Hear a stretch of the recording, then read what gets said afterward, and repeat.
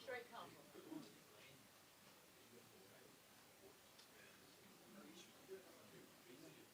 I don't know, is it warming or getting cold?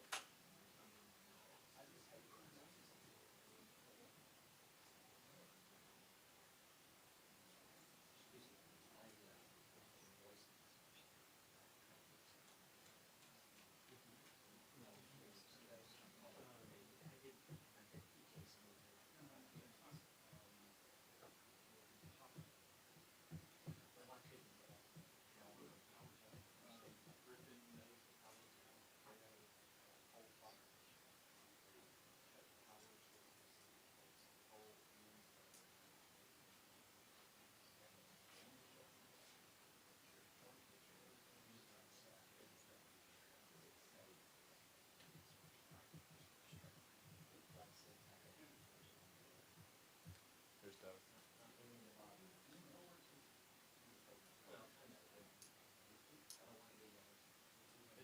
Hey, how are you?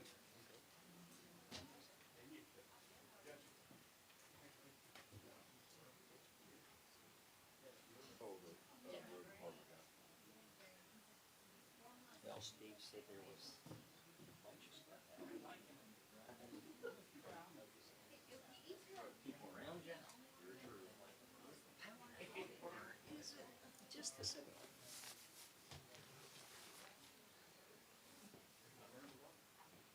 Okay, got a few minutes.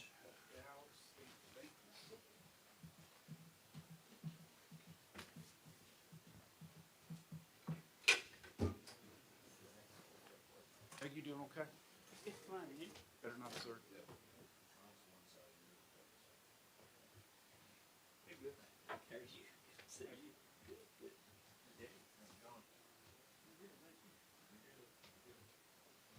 You know, computers were supposed to eliminate the use of a lot of paper and books. Oh, me too. I mean, I love paper, but I'm going, yeah, you know, it's.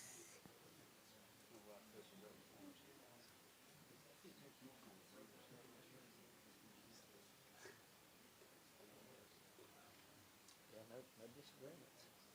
No disagreements. Texas and Mississippi's just getting worn out right now.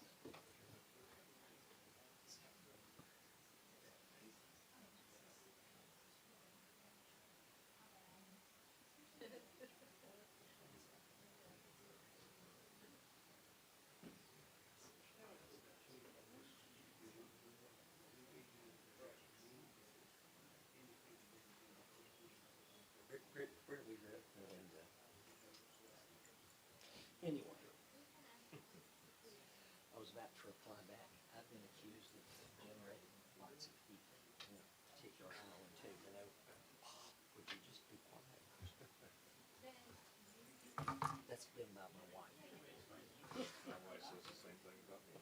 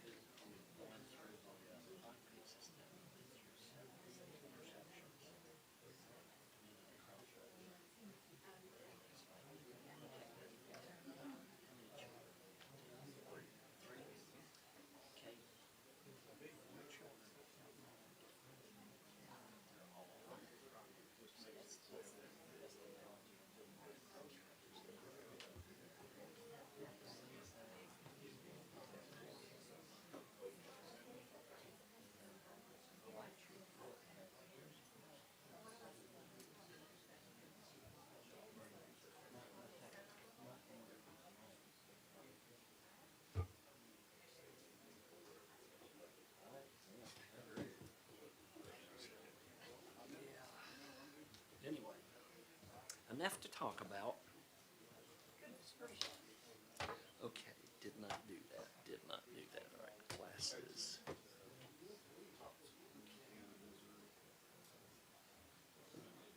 You check it for sure. Upholstery. Nope. Got any? Yeah.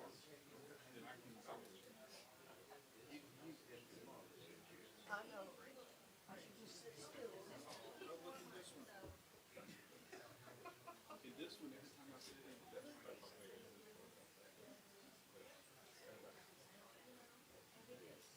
Disappears. Since I noticed, I put it that way. I notice. We're being frugal. You can always use that. Yes, but I guess he read to me means.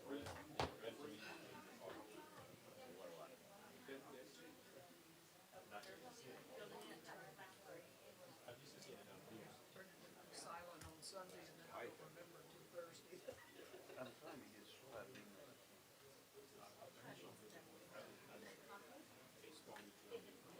So, of all this mess we just got into here, Oh, yeah. All the, finding the documents. I'd like to sidestep that a bit.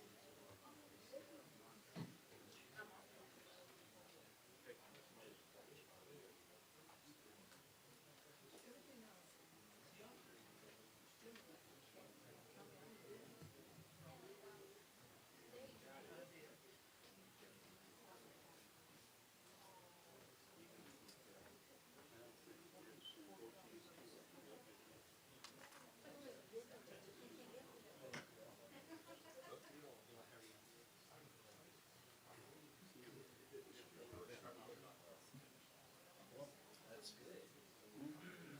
Could be worse, right? Must be.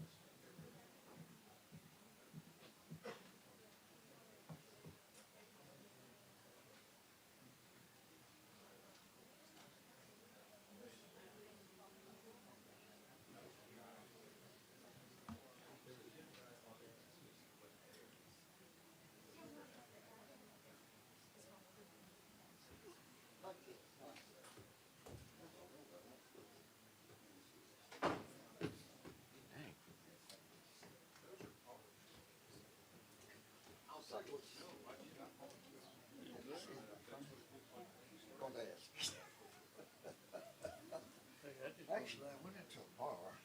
This guy said, shut up, I thought he said stand. I go away for what you got to look like.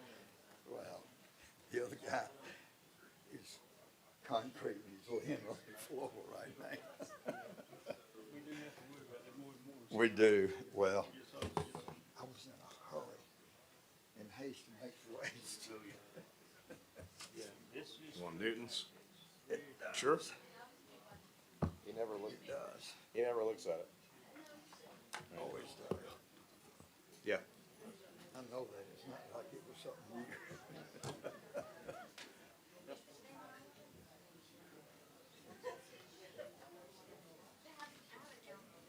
Now, it says invocation, are you gonna invoke God's wrath on us?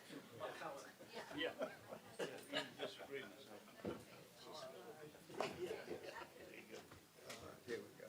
Good to see you tonight. Stand and deliver. You know, I was just thinking, you know, wasn't it last year, had a day like this, that horrible rainstorm came in, and you and I didn't get the word, and we were standing up there, and it was flooding. I was thinking about that today, as it was raining, going, oh, it's gonna be raining.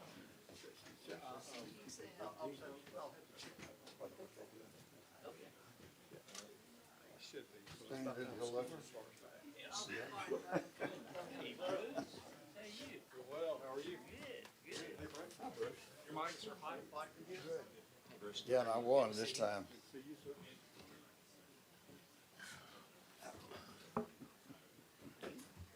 Thanks for the warmer hearing aids. I left my notes at home.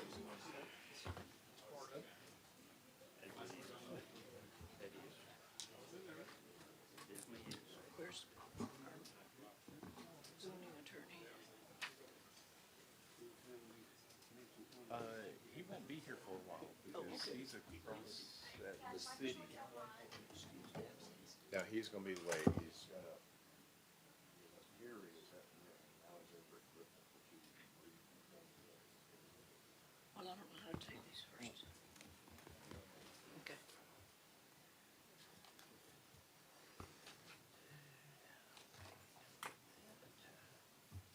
Close.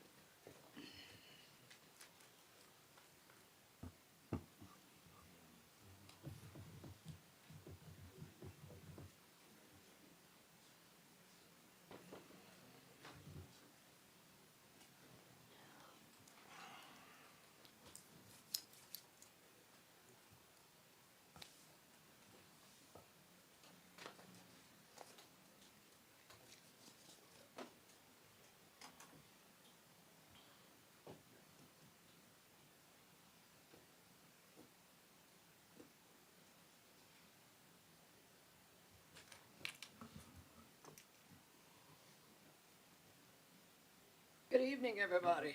30 seconds. 30 seconds. 30 seconds.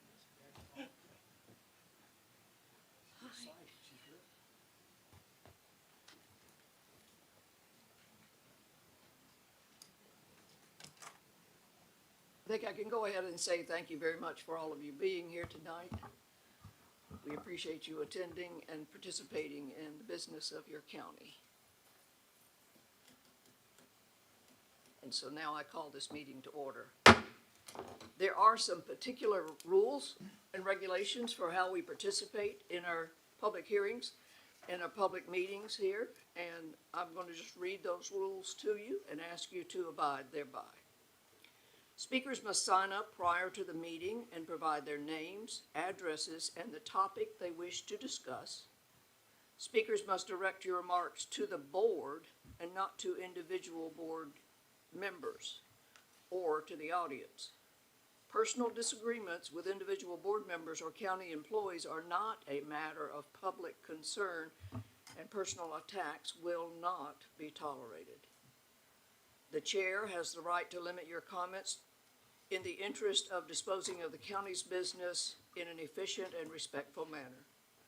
Speakers will be allocated 3 minutes to speak on their chosen topic as they relate to matters pertinent to the jurisdiction of the Planning and Appeals Commission. No questions will be asked by any of the board members during the public hearing. Outbursts from the audience will not be tolerated. Common courtesy and civility are expected at all times during this meeting. No speaker will be permitted to speak more than 3 minutes or more than once unless the board votes to suspend that rule. So, as we now begin our meeting, I invite you to stand as we have our invocation by Commissioner Hardwick. Good afternoon, let's pray. Our most gracious Heavenly Father, we do thank you for, first of all, this day. Father, for the rain that you sent our way during this dry condition we're in. Father, we thank you that we live in a free world, that we can gather together and we can speak our opinion. Father, help us always keep that freedom available to everyone. Father, be with the meeting. We pray that you will keep everything, help us keep everything civil. And again, we thank you for each party that's here. In Christ's holy name I pray. Amen. Amen. If you'll join me now with a pledge of allegiance. I pledge allegiance to the flag of the United States of America and to the republic for which it stands, one nation, under God, indivisible, with liberty and justice for all. You may be seated.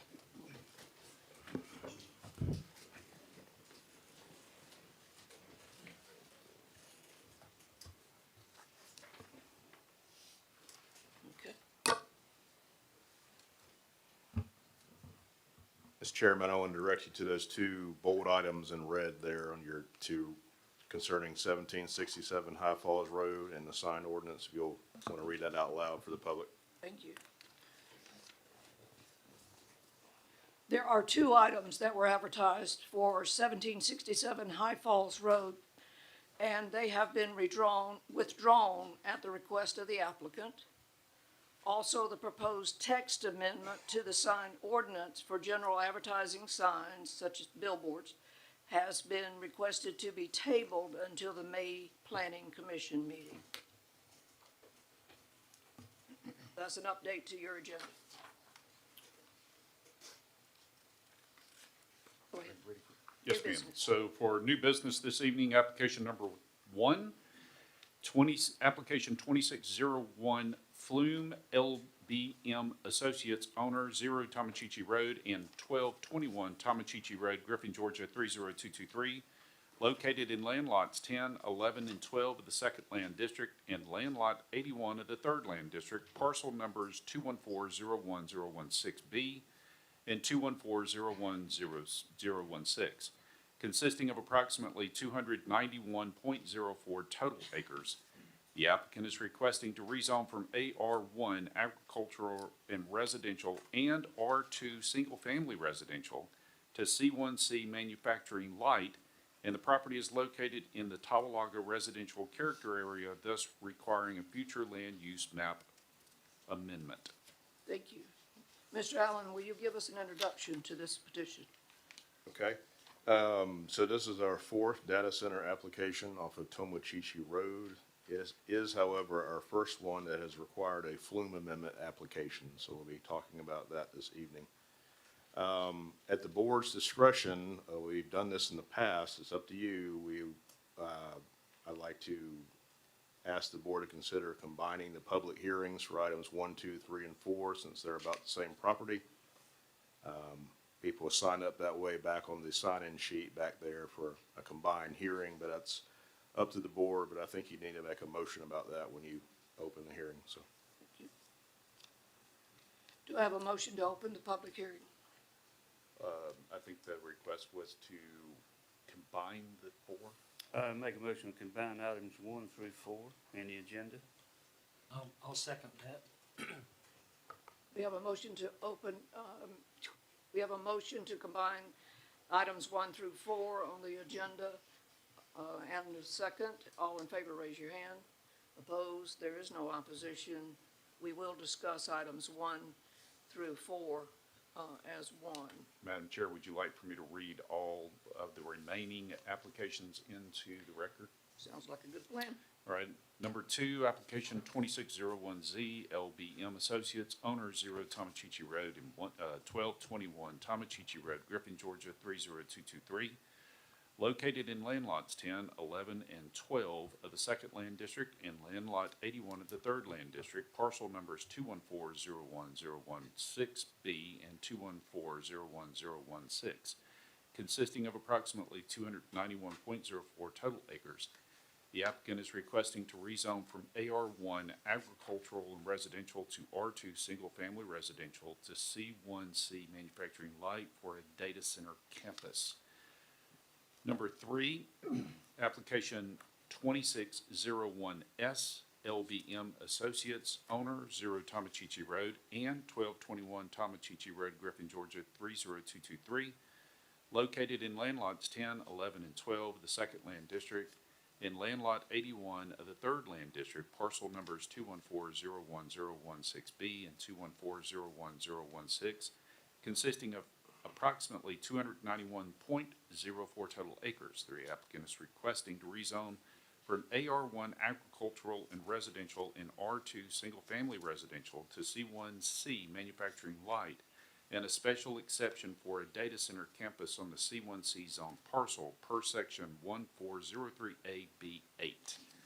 Number 4, application 2607V, LBM Associates, owner 0 Tomachichi Road and 1221 Tomachichi Road, Griffin, Georgia 30223, located in land lots 10, 11, and 12 of the 2nd Land District and land lot 81 of the 3rd Land District, parcel numbers 214-01016B and 214-01016, consisting of approximately 291.04 total acres. The applicant is requesting to rezone from AR1 agricultural and residential and R2 single-family residential to C1C manufacturing light and a variance from the exclusion of data centers in the S4 sensitive land wetlands protection district found in Article 21B per the requirements of Section 1403A-B8B, and also a variance for the maximum building height allowed in C1C zoning. Thank you. Do I have a motion to open the public hearing? So moved. I have a motion to open the public hearing. Do I have a second? I second. I have a second. All in favor, raise your hand. We'll open the public hearing. Now, I want to remind everybody that the applicant will speak for 20 minutes. The remainder of any pro speaker will get 3 minutes per speaker. Any against speaker will also get 3 minutes per speaker, up to a 20 minutes for the entire group of against. Okay? What do we got? Do we have speakers that have been signed up? No, the applicant. There are speakers. It is my understanding from what you just shared that you're looking for the applicant, the pro, to speak, and then those who are in opposition to speak. Is that the way I understood that? That's the order, that's correct. If that's the case, then Mr. Stephen Jones would be first up.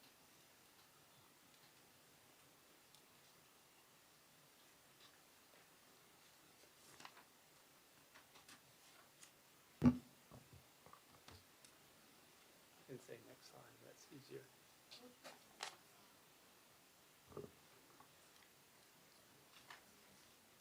Please give your name and address. Oh, sorry, I was waiting for the, Madam Chair, Commissioners, my name is Stephen Jones of the law firm McKagan Jones. My address is 1441 Dunwoody Village Parkway, Suite 100, Atlanta, Georgia 30338. I've got a PowerPoint I'd like to share with you. Commissioners, you've combined, as you know, these applications for public hearing. So I'll go through and present all those applications. You have before you, as Dr. Ledbetter said, 4 applications tonight. You have a future land use map amendment. You have a rezoning, a special exception, and a variance. I'm pleased to present this application on behalf of Hillwood. Hillwood is a national developer. They have great experience developing industrial properties throughout the country, 30 states across 5 countries, delivered millions, hundreds of millions of square feet. When we look at the Atlanta market in particular, though, you can see that they have a vast experience developing throughout the state and throughout Metro Atlanta. In fact, as you can see here, the property that is the subject of these applications tonight is that box out, or the property outlined in yellow on the left-hand or west side of your screen.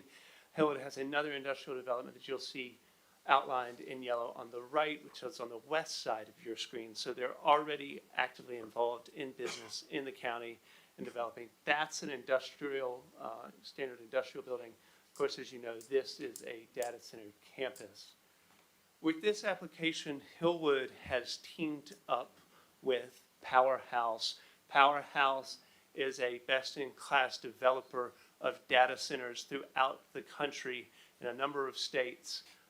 They are vertically integrated. They're a wholly owned subsidiary of American Real Estate Partners, and they develop and own these data centers. So what you have here is an experienced industrial developer teaming up with an experienced data center developer and owner.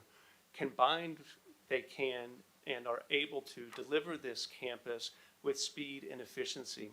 So if approved by the Board of Commissioners, you have a commitment or an assurance that the property will be developed in an expeditious manner as quickly as we can get it done. You'll see here outlined in yellow is the subject property, just slightly off Highway 16, Arthur K. Bolton Parkway. It is, as you'll see, in proximity to other parcels which are zoned for industrial uses. Those are the parcels that are shaded in purple and in that orange color to the south. That's the High Falls 16 Industrial Park. And of course, to the east, you have the Tomochichi Logistics Center, and then that smaller purple parcel is the High Falls Business Center that has or is approved for contractor-style garages as well as a fueling station. Coming in further, you can see the property as we zoom in. Again, it fronts on Tomochichi, sort of in between the intersections of Tomochichi with the unnamed Tomochichi Spur, which intersects with AKB, and Wani Road, which also intersects with AKB. You have before you as the first application tonight a comprehensive land use plan amendment, which asks you to amend the future land use map to place this property entirely within the employment center.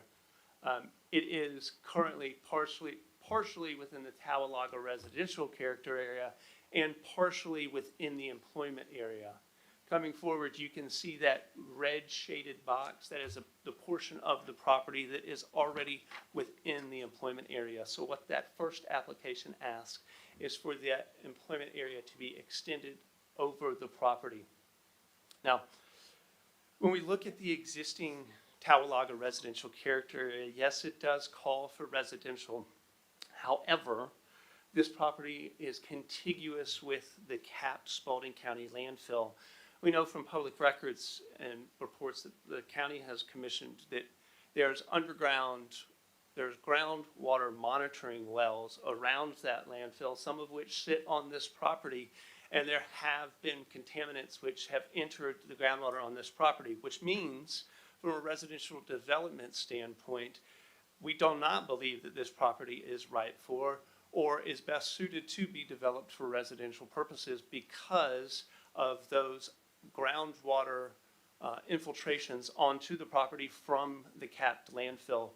There are certain, obviously, disclosure requirements that would have to be made if the property were developed and sold for residential. So that is one reason why we believe there is substantial support to amend the future land use map to designate this property for employment instead of within the Tawalaga residential character area. Again, part of this property already lies within that employment character area. And of course, as this commission's familiar with, that employment character area generally extends from the eastern city limits of the city of Griffin all the way to 75 and then up through Jenkinsburg. See here, this is an excerpt from the comprehensive plan talking about that character area along Arthur K. Bolton Parkway. Another substantial justification for the extension of the employment character area onto this property is that this property, as Mr. Allen noted in his staff report to you, that the county zoning attorney did determine before, just on the eve of your prior hearing, that this property lies within the AKB overlay. And AKB calls for planned developments. Mr. Allen points out in his staff report that AKB does contemplate commercial, residential, and industrial planned developments. But as I mentioned, this property is not well suited for residential development because of its adjacency to a capped landfill. Given that it does not front on AKB, it's not very ripe for commercial development as well, which then leaves the only asset class contemplated by the overlay as an industrial planned development. Additionally, the AKB overlay has historically been used for planned industrial development. If we look up and down AKB, you will see that there are substantial, one second, I got this in handout.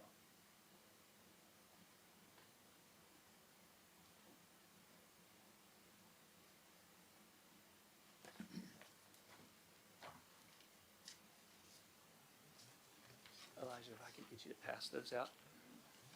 We put together this graphic that shows AKB, Elijah, one more, sorry. That shows AKB and shows the parcels which are acreage parcels that are of a size sufficient for industrial development that is contemplated by the employment character area and that is contemplated by the AKB overlay. You will see that the vast majority of those parcels starting at close to the city limits and moving eastward have been developed for or are within the character area for development. So moving east along AKB on that south side of 16, and I'm looking at the map that has, it looks like what's on your screen. You have the lakes at Green Valley. Moving east, you have the P&K site. To the north of that, you have the 585 Spalding Data Center. To the south, number 3, you have the 585 property as well. Then you have, continuing east, Tomochichi Logistics, High Falls Small Business Center. To the south, High Falls Industrial. Then to the north, outlined in red, you have the subject property. And you'll see that the subject property is bisected by transmission lines, which, as the commission knows, is a vital piece to the location of data centers. You also have, in close proximity, a Georgia Power substation, which is under construction. Moving further east, then you have that Jenkinsburg corridor, which is also called out in the comprehensive plan for such developments.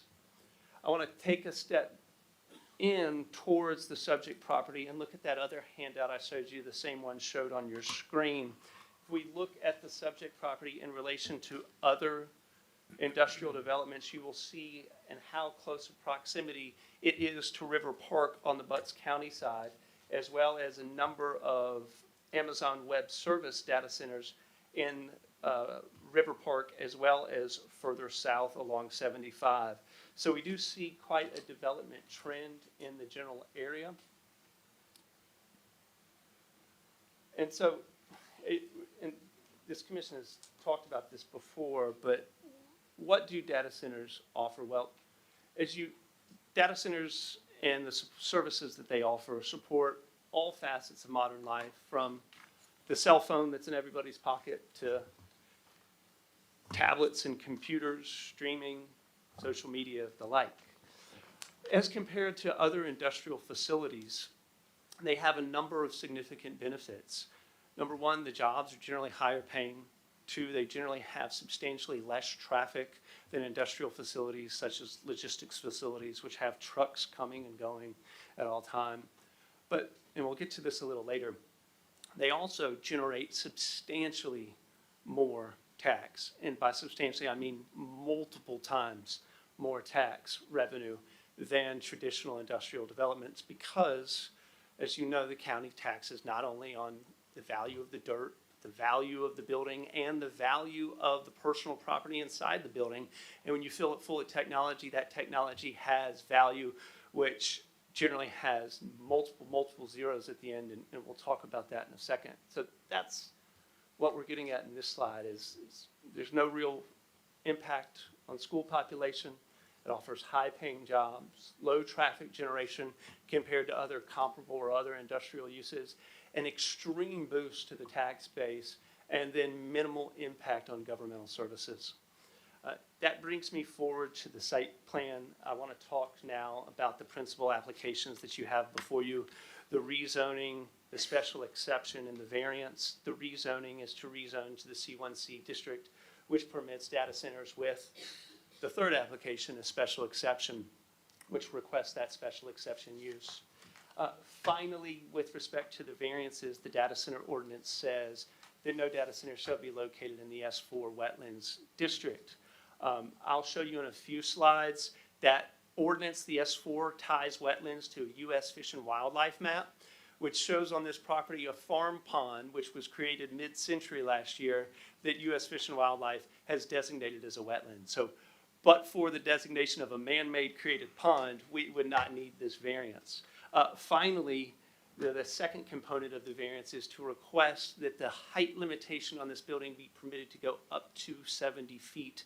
We've got some sightline exhibits here that I'll show you that show that that would not increase visibility of the campus to the site. So from a public health, safety, and welfare perspective, visual impact, that increase in height is going to have no impact. Looking at this site plan, you can see here that we've got the property spread, or we've got the development, the campus spread across 6 to potentially 7 buildings. That building on the left-hand side is a flex building.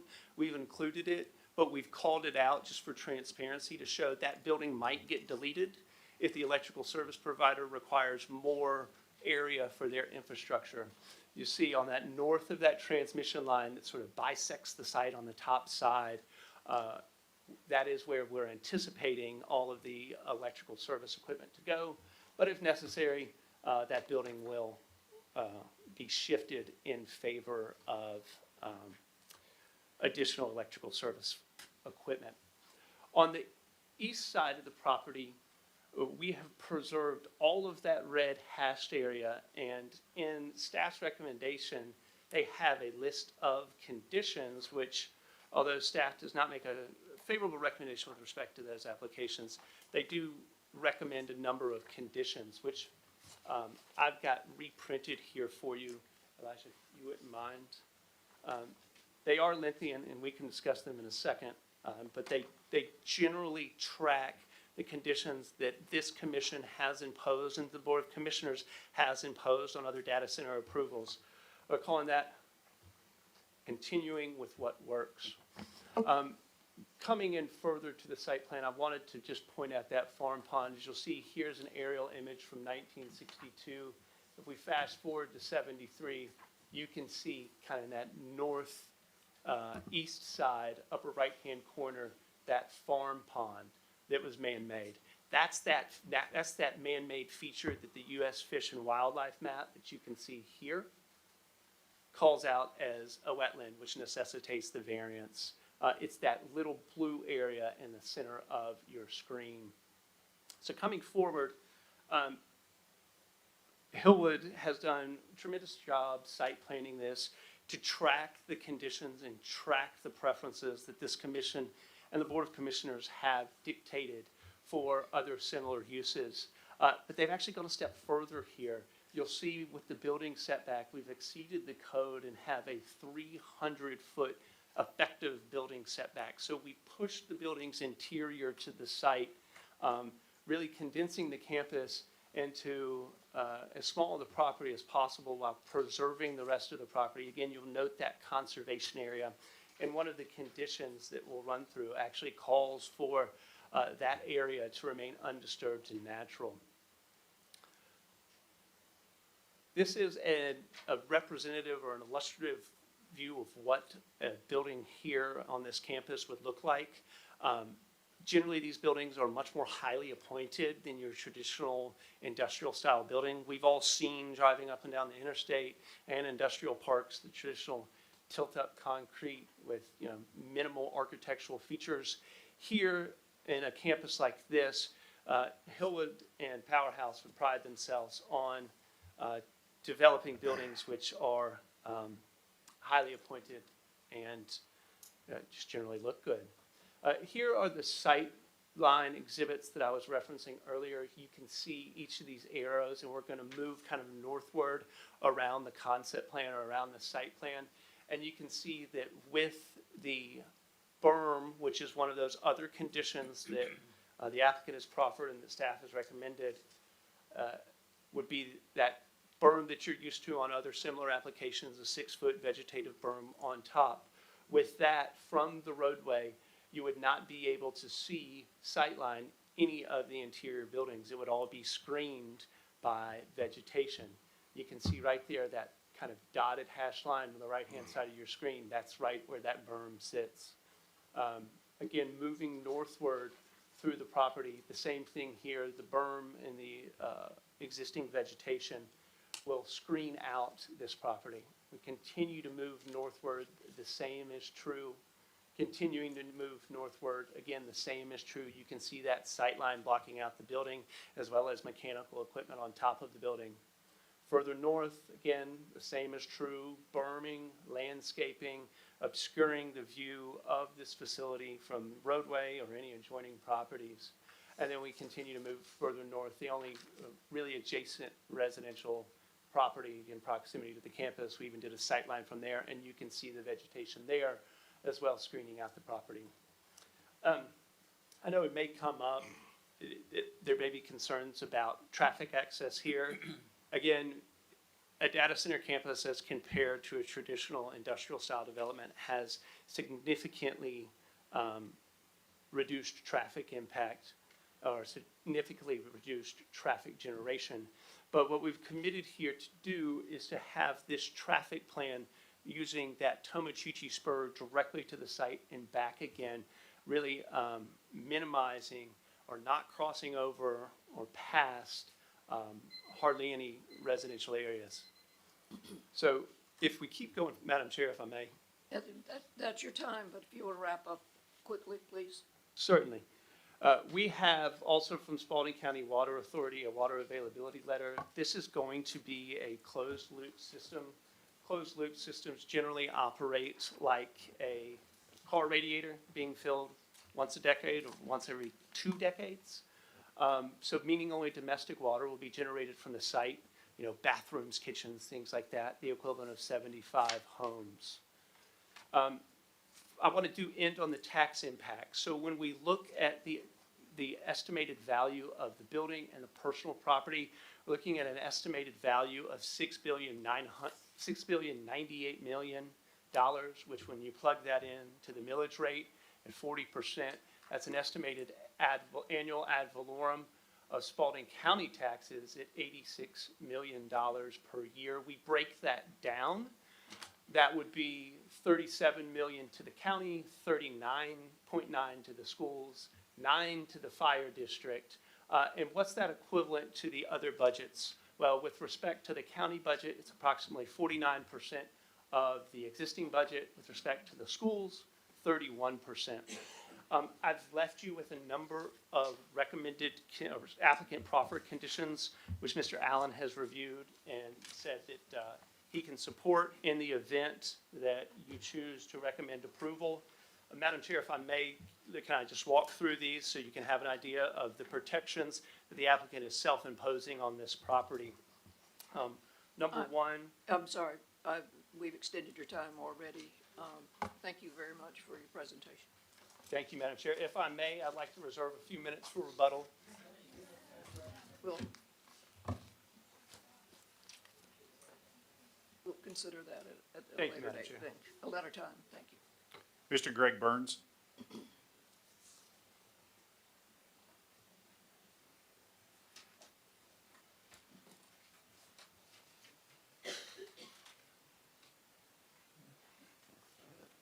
Thank you. Greg Burns, 5451 West McIntosh. I realize a lot of people have signed up, so I will try to be brief, although I did want to begin by playing a recording. Our ordinances, just to give you a brief synopsis, our ordinances permit data centers by special exception and only in C1C, manufacturing light, or planned development PDD districts, and explicitly exclude Bitcoin mining. We prohibit data centers from locating within sensitive land protection districts and require them to be located adjacent to existing electrical. I think that's the main point. So are those just words, or are we going to uphold this? This committee is made up of citizens like us and supposed to represent the citizens' view. So I hope you will take that into consideration. This, of course, is the fourth data center we've heard. Mr. Jones has represented them all. I have several points. This business about the AKB, the employment quarter, the total agri-residential district, and the sensitive land district has created, frankly, a conflict amongst all of these. Which ones take precedence? Mr. Jones has argued that because a small part of the parcel touches the AKB or the employment quarter, that the whole thing gets subsumed in and therefore can be under those rules. I would argue that the one that overrides all is the one that's the clearest, which is the prohibition against putting these things in wetlands. Now, Mr. Jones would have you believe that the wetlands are defined by that small pond. That ain't true. You can put the site map up there if you want. Half of that property is a floodplain.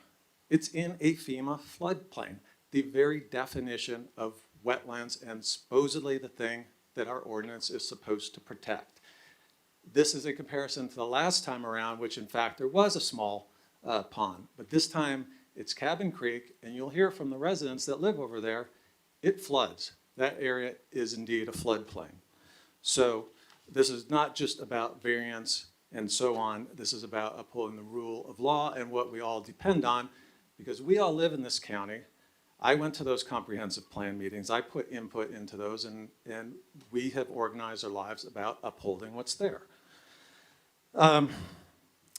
It's going to, as Mr. Allen notes, it's going to set a bad precedence because a developer could acquire parcels, say, on the south side of Highway 16 and link them together, combine them into one parcel until they touch the AKB, and boom, same thing. It's going to be the fourth data center within 6 miles of each other. Do you have that heat map up? So there's increasing evidence that some of the downstream effects, negative externalities, what's that? What's your time? Your 3 minutes. Okay. Sunny Winfield.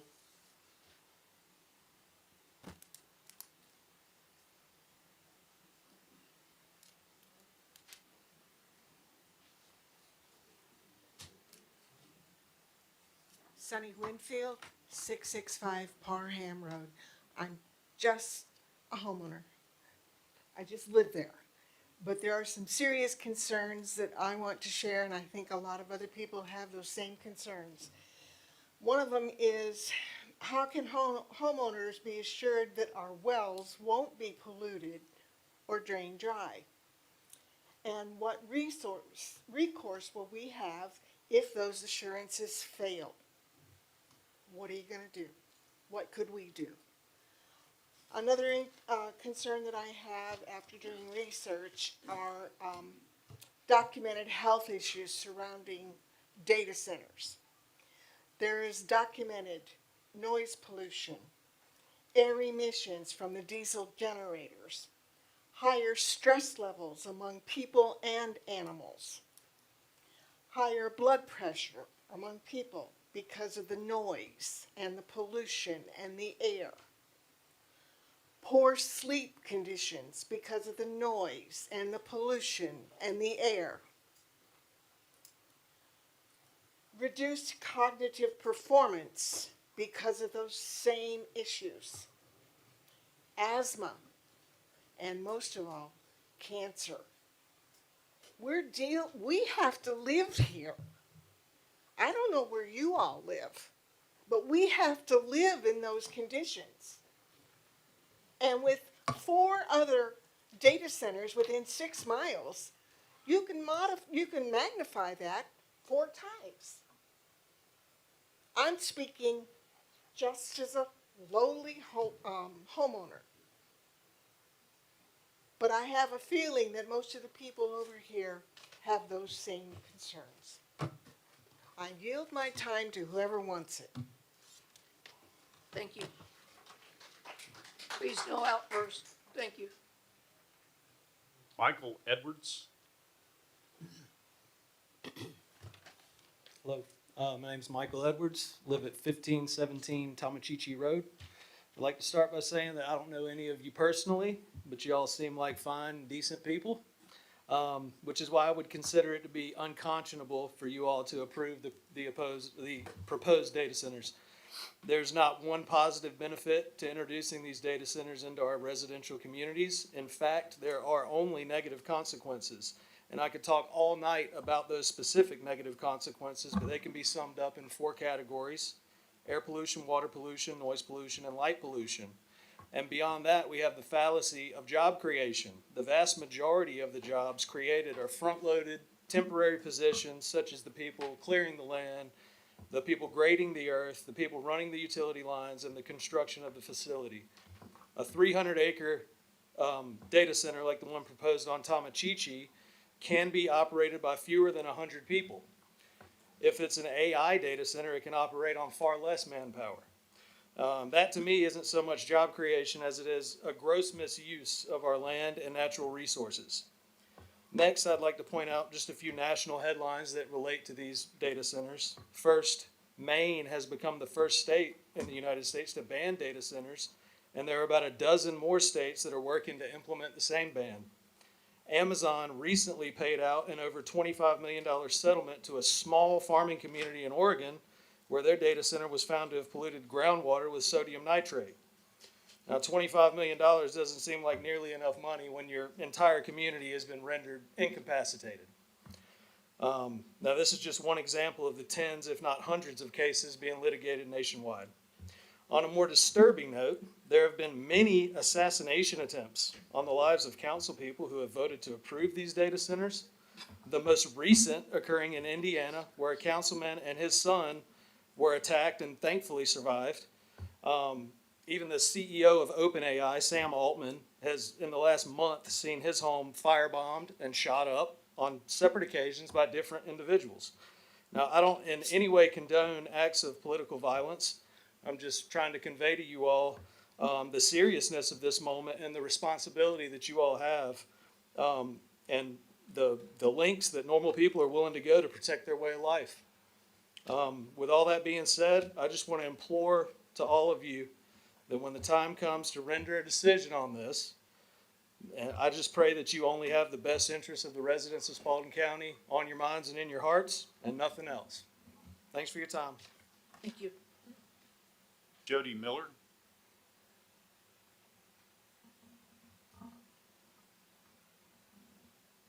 Good afternoon. My name is Jody Miller, 1816 North Walker's Mill Road. I spoke up here before about the farming and stuff, and I'm sure y'all know me. What I'm concerned about, I've been hunting this area for 25, 30 years.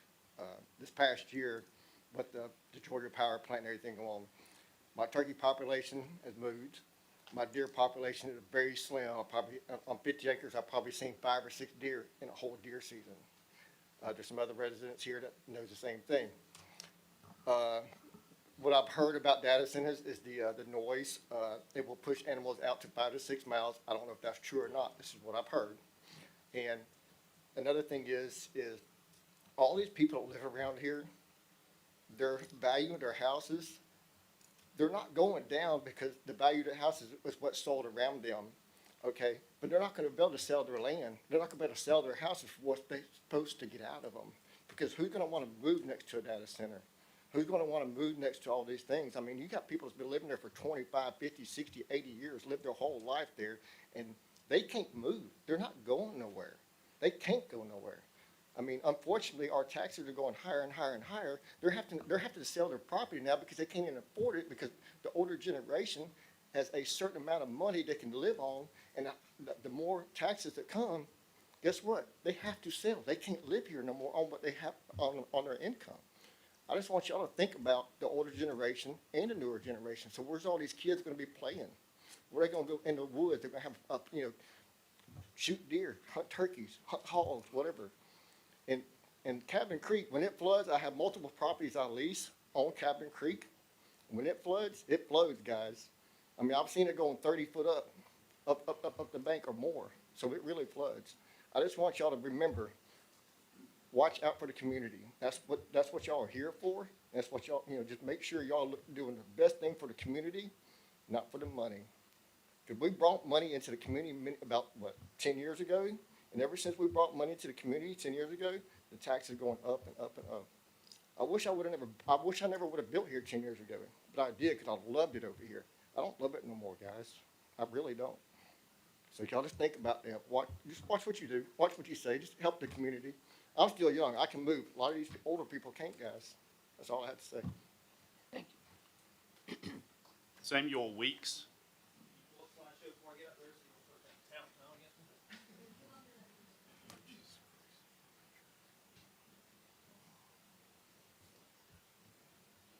All right. My name's Samuel Weeks. I live at 100 Mimosa Road. Every time I come to these meetings, I have high hopes that this will be the one this board sides with the residents and not the developers. Each time I think, surely, this many variances and exceptions to the approved are not too many, yet each time I come away disappointed and frustrated that the county has sided yet again with the developer. If this application is approved, it will be unconstitutional and discriminate against the residents of this county and specifically District 5. Ask yourself, why would it require over 100 pages of quote-unquote justification in this packet to say that this property is qualified to be rezoned to C1C and host a 2.2 million square foot data center? For all these rezonings, we have heard reasoning over and over they lie in the employment zone or is in the future land use area for this type of development. Well, this is neither. So stop there, right? Or will the board collectively proceed to side with the developer because this property has about 80 feet that lies inside the AKB corridor, quote unquote? This term AKB corridor I've not heard used before to justify anything. Even though this property does not even touch AKB, somehow it is now all meant to be reclassified to C1C from residential to agricultural. So take the livestock off this property, ignore the wetland code restriction once again, fill in the pond, give a variance for building height, a special exception, and let's get to ridding this area of more agricultural land, all for the estimated tax benefits we might never see. It does no good to pay less taxes and hate where you live. There are already 2 other approved data centers within a mile to this one. When are you going to realize that this lawyer and these developers are going to keep steamrolling you, justifying rezoning more agricultural and residential areas until you stand up and tell them no? Each new variance, special exception, and rezoning approval are being used as precedents against you to justify the next. Let's see a visual here. I can't get the thing to work. All right, next slide, please. The lawyer states the AKB overlay shall include and apply to all real property that is a distance of 75 feet from the northern right-of-way of AKB. Look at the red line. That is 750 feet from AKB. Next slide, please. That does not even reach any of the proposed buildings on the site. But somehow it's being twisted to be included in the AKB overlay. There's another road, namely Tamachichi, between it and AKB. The blue lines on the left are off limits because it's a wetland and flood zone. But guess what a developer calls it? A conservation area. That area should not count as conservation area. It should not be developed on in the first place. Next slide. Let's look at the employment area according to 2042 land uses map. The red circle is where they want to develop. Clearly not in the infamous employment area. Next slide. Here's where the site plan actually fits on the map. Does that justify approval? Who does this rezoning help again? Next slide. This is a Tawalega residential character area. Next slide. That's supposed to be a safe and comfortable place to raise a family according to the comp plan. I don't think a 2.2 million square foot data center fits in. Next slide. It is tiring and nerve-wracking as a citizen in Spalding County, but more specifically District 5. In the last 12 months, we're having to step with county code, fight disinformation and misinformation. Watch Georgia Power change. There's no way that's 3 minutes. It's by the timer. Thank you very much for your time.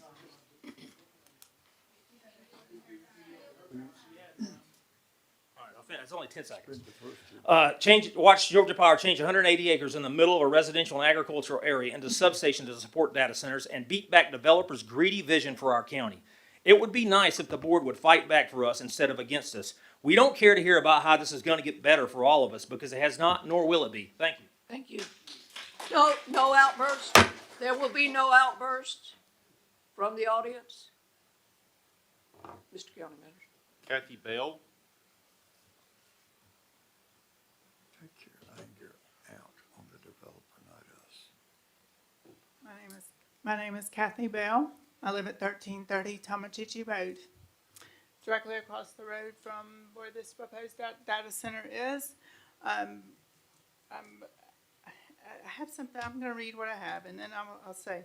My husband and I moved to Spalding County 10 years ago when we believed God was planting us here to plan retirement. We began working on our home and yard immediately because we had been sitting in despair. So bad that the agent wouldn't even go in the home with us.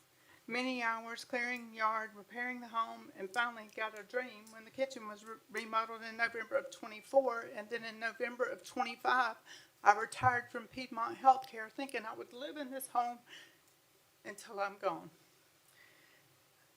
Then Georgia Power comes and takes the front 38 foot of my yard, gonna cut down 25 100-year-old oak and hickory trees to put data, to put power in. Then on January 26th, I come to the zoning meeting, and I realized that, it's rescheduled. Then in March, we come back to the reality that the attorneys seeking loopholes don't care about our county or citizens, but about their benefit. Finding that just because a small part of a property appears to be an employment corridor, they can just make the large pasture across the road to be part of it as well, leaving my home in the middle of this. This would put the corridor behind me and in front of me. I do live, it's been mentioned already, this has been floodland. He can say it's not wetlands, but it is. I have seen the bottom half of my yard be flooded multiple times in the 10 years that I've lived there. I live up a hill, and he can try to say that I'm not going to be able to see a 70-foot building in front of my home. I don't believe it. There's no way. So, considering the ordinances that have already been, they say they're the toughest in town. They have already been voting against and allowing these things to come to our community. Wetlands, proposing to let wetlands just be mowed over. And I'm sure there's many more, that are loopholes that these people are trying to find to take over our residential community. This is a residential site. At this point, it appears that the next appropriate step would be to vote no, to get what is AKB corridor, what is a true residential site. It needs to be set in stone without all these variances of wetlands. That the data ordinances need to be set in stone. They don't need to be setting all these variances to allow these companies to overtake our community and our county and our citizens. Thank you very much for your time. David Blevins.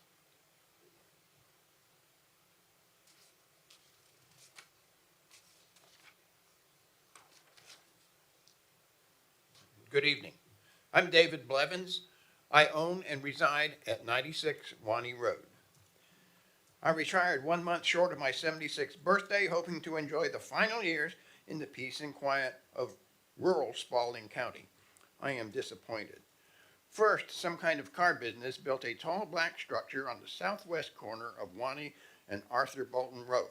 It has a huge, black, ugly wall facing AKB.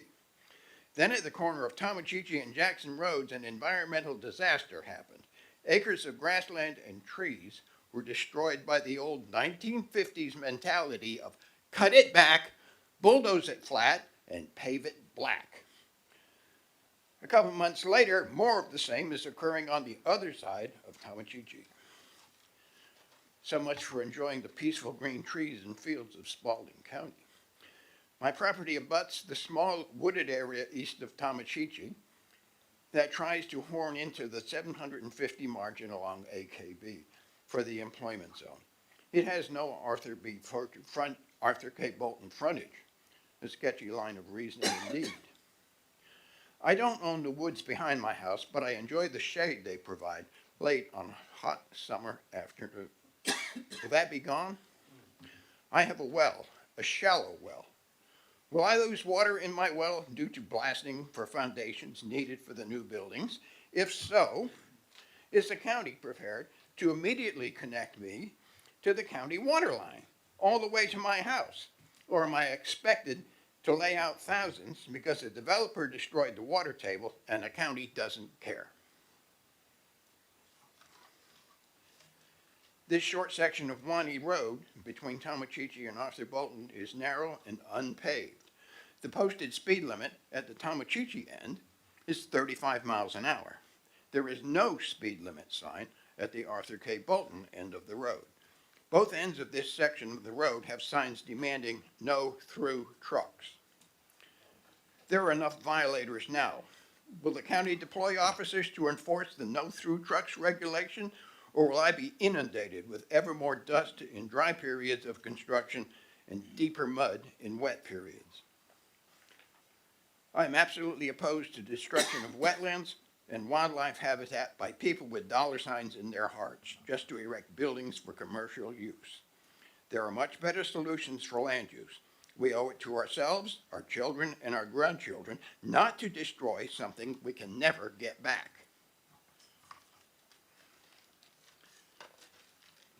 There is a small pond within the large development area. Do you know this pond is a stop on a minor flyway for Canada geese and other migratory birds in the spring and fall? If you watch them in the evening circle to land, you can stand at the corner of Wani and Tomachichi. Thank you for your comments. Ray Stoll.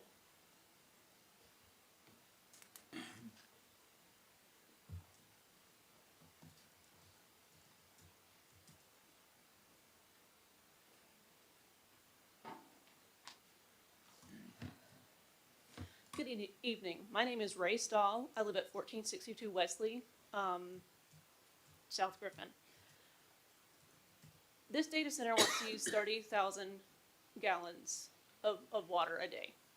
There are only 67,000 people in this county. That's about half a gallon of water per citizen per day that this data center wants to use. You're supposed to drink about a gallon a day. Let that sink in. They want to use half a gallon of water per citizen per day on this data center that we're not even gonna see the benefits from. I'm not anti-tech. I'm a millennial. Technology raised me. But I don't need another AI data center so that I can look like the next Disney princess, or so that I can look like a Jedi, or so that I can look like a Mandalorian. I got that stuff at home. I don't need AI to do that for me. I need to be able to afford my water bill, to be able to afford my electric bill, and not to have a next door neighbor of a giant computer farm. I got enough computers at home. There are enough computers up and down this corridor. We don't need another one. Especially with the wetlands right there. You know, the wild animals, they can't move. They're not gonna just move because this data center wanted to be there. I can pick up and move. I can't afford to, but I could. These people coming to our county and asking for all the variants to say, oh, I don't want to follow that rule. I don't want to follow that rule. I don't want to follow that rule. I'm going to promise you lots and lots of jobs. It takes a couple dozen people to run that place. All the jobs are going to be in construction, and you have a couple dozen people who may not even live in the county. I don't see a point approving this when you're looking at that much water and electricity use. For what? I don't see any benefit to the county. Thank you. Thank you.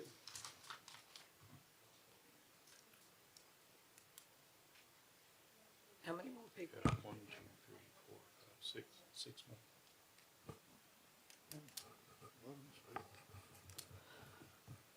Well, we've used up our 20 minutes for the opposition. However, under the consideration, I think we will extend that to hear from the last people who have signed up, just make your comments as succinct as possible. Try not to repeat what has already been said by those who have spoken before. Give the proponent adequate time for rebuttal. All right. Please forgive me, it's, the name is really hard to read. John Troutvin, is that right? Thank you. Please forgive me.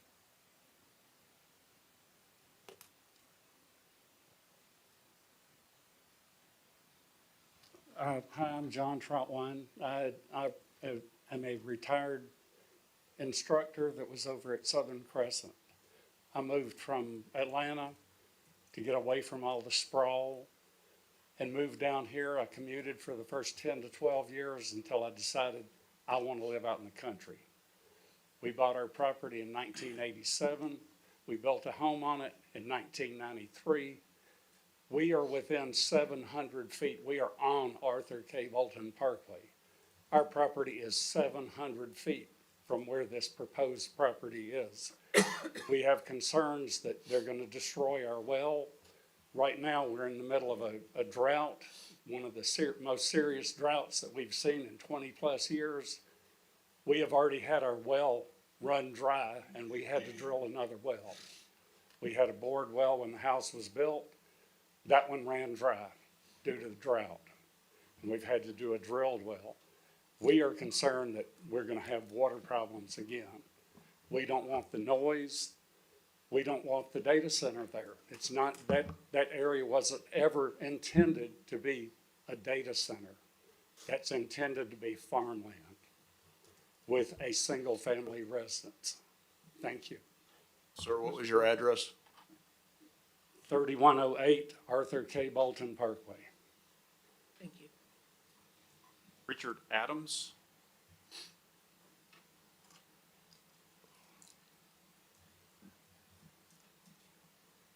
Richard Adams.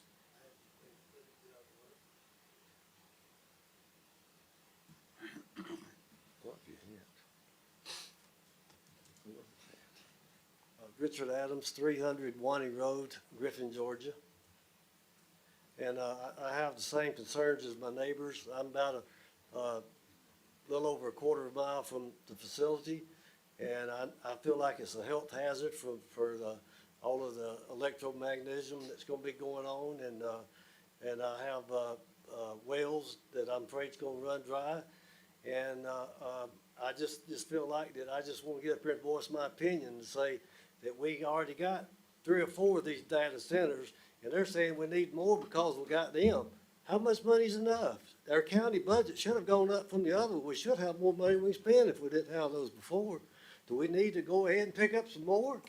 Just find out whether maybe the technology changes. If we got about 5, 6, 8 buildings out here that's just standing there where our grass and trees were, and then that land's going down. I own 70 acres. What's it gonna be worth by the time they get through with it? Can I sell that to somebody when they come in here and they hear the noise of these generators running and so forth? And I object to the fact he says this is all gonna be a closed water system. I worked around large industrial facilities, and don't tell me not one cooling tower is uses the water, but half the water is evaporated through the system. It goes to the atmosphere. It's not recirculated. It's continuously making up water. Now, he just told me it didn't. I disagree with it. And I got a couple drill wells on my property, and I don't want your city water. I don't want your chlorine. I have fine water, and they say where they want to put the facilities not fit for building houses. Well, if it's not, then my water ain't worth drinking. And y'all test it. So when y'all go to church this Sunday, ask your minister if y'all are doing us favors by running our neighborhood. You might be better out here in town, but we pay our school taxes. I'm 73 years old, and I still pay my school taxes. And Henry County don't pay any, but I pay mine. Now, if you're getting all this money from these other facilities, you don't need their money. When is enough's enough? Thank you. Thank you. Joel Saunders.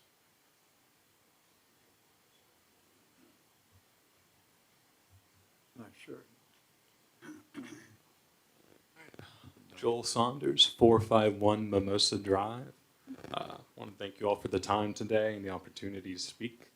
I will be jumping around a little bit because a lot of points have already been raised, and I want to be conscious of the time. But I want to start with just saying I'm not against data centers conceptually. I'm not against AI conceptually. I use it every day. I've been working in IT for 17 years. And I'm not against our county looking for opportunities to leverage resources to bring in more revenue. That certainly makes sense. But despite all that, I am here today, and that is out of concern of us overextending ourselves by looking at a fourth data center before the first one is even completely operational. The demands these facilities place on local infrastructure and resources are substantial. We're seeing communities across the country that move too quickly to embrace this kind of large-scale development start to regret it once they realize all the different consequences when they start moving too fast. And these are not hypothetical concerns. You can look at any paper, including our own. There's going to be lots of just dialogue and discourse about the harm that we're seeing there. So even throughout the whole country, we're seeing, I think someone already mentioned it, but we've got up to 14, I believe now, states that are looking to ban data centers altogether. The state with the most data centers, we've got Virginia, California, Texas, Illinois, and then Georgia at 212. And I'm sure that number is low because, every day there's probably a hearing like this happening across counties, across the entire state, right? And I'm worried about our state. It was also mentioned the drought. Yes, we are experiencing drought. We are experiencing wildfires. Our water tables are not refilling quite like we would like them to year over year. And I don't understand how it would be responsible to continue to commit our resources at this quantity so quickly. At the local level, Spalding County itself, 4, right? That's way over average for the average county in our state, and we're one of the smaller counties. And while I do appreciate that some ordinances have been put in place, I really do, I cannot feel comfortable with this recommendation unless we have some way to limit the cost impact that we're seeing in communities when this energy demand hits and infrastructure needing to be built.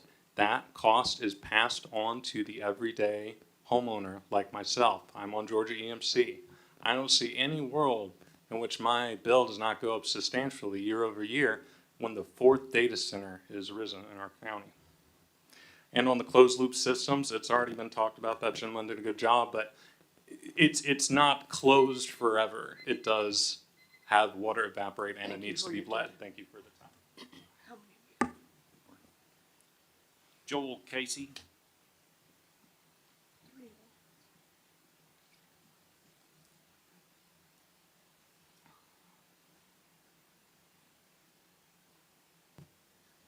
Joel Casey, 1193 Parham. The lady expressed rules earlier, which is going to kind of limit what I want to say, but I am an electrician, been an electrician for 32 years. I've constructed these kind of buildings, and the closed system that he's talking about is a lie. I've built them, I've maintained them. Our groundwater will be contaminated. You allow this, I thank you for that. Rhonda Wright.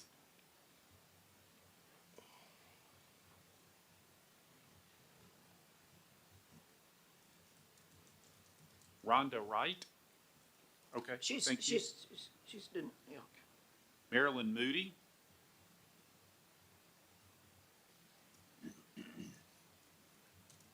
Hello, Marilyn Moody, 196 Wani Road.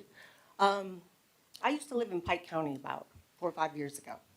So I decided to downsize, empty nester, and I found my home in Spalding County. Sorry, I don't want to get emotional, but anyways. So I bought it outright, paid cash for it, paid my taxes, And last year, I just retired. I thought, great, I'm sad. And I'm concerned about my water. But also, I see that what they're wanting to rezone, it says manufacturing light, right? I don't see where a data center, after it has been set up, that it's manufacturing anything. I don't see that. Does anybody else? So I don't see how it could be rezoned as this, because it doesn't manufacture anything, doesn't bring anything into the county. And then when, as we've seen, we started out with computers, big. They were huge. Everybody remembers, I'm sure. And now where are we at? Our cell phones. Remember when cell phones first came out, how big they were? They were attached to a cord. What do we got now? What do you think these data centers are going to do with AI? Eventually, it's going to get marginal too, just like everything else, all the other technology out there. And then you're left with empty buildings that cannot be used, and you cannot get the land back. Go to church on Sunday, just like they said, and I hope God guides every one of you to make the right decision for your county, because that's what you're up there for. Thank you. Thank you. Madam Chair, that's all who have signed up for this application. Thank you. We would allow rebuttal from the applicant. I think it would be, What was the time? Do you? All right, so you have 9 minutes. 9 minutes, 10 minutes. Thank you, Madam Chair. Thank you. Commissioners.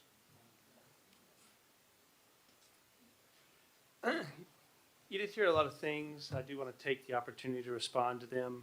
Took some notes, so I'll respond to them in turn. Can we go back to the slideshow? With respect to the variance, your S4 overlay states that the areas that it covers are set forth on a U.S. Fish and Wildlife map, which you saw during the presentation. That's the area that's covered. That's the variance from which we're seeking. With respect to the other areas of the property, we are preserving and respecting those areas. And if you look at the applicant proffered condition, which we handed out with respect to the variance, we've proffered, and this is a condition that Mr. Allen's imposed on other developments, that any and all necessary permitting will be respected and will be followed. With respect to well and water pollution, we are going to utilize the Spalding County Water and Sewer Authority's municipal service or water lines. This will not be a well, so it will not use well water, which means there's no concern of this property or this development utilizing well water and draining water from the aquifer. It will use Spalding County's water system. To that end, when you talk about the young lady who spoke about the amount of water use, this property is just going to be domestic water because it will have a closed loop system. Your ordinance prefers a closed loop system. We've proffered a condition that specifies that we will use a closed system. To the gentleman who talked about and said he was skeptical about whether or not there'd be evaporative cooling, we've also covered that in the proffered conditions which you have before you, which say plainly there will be no evaporative cooling.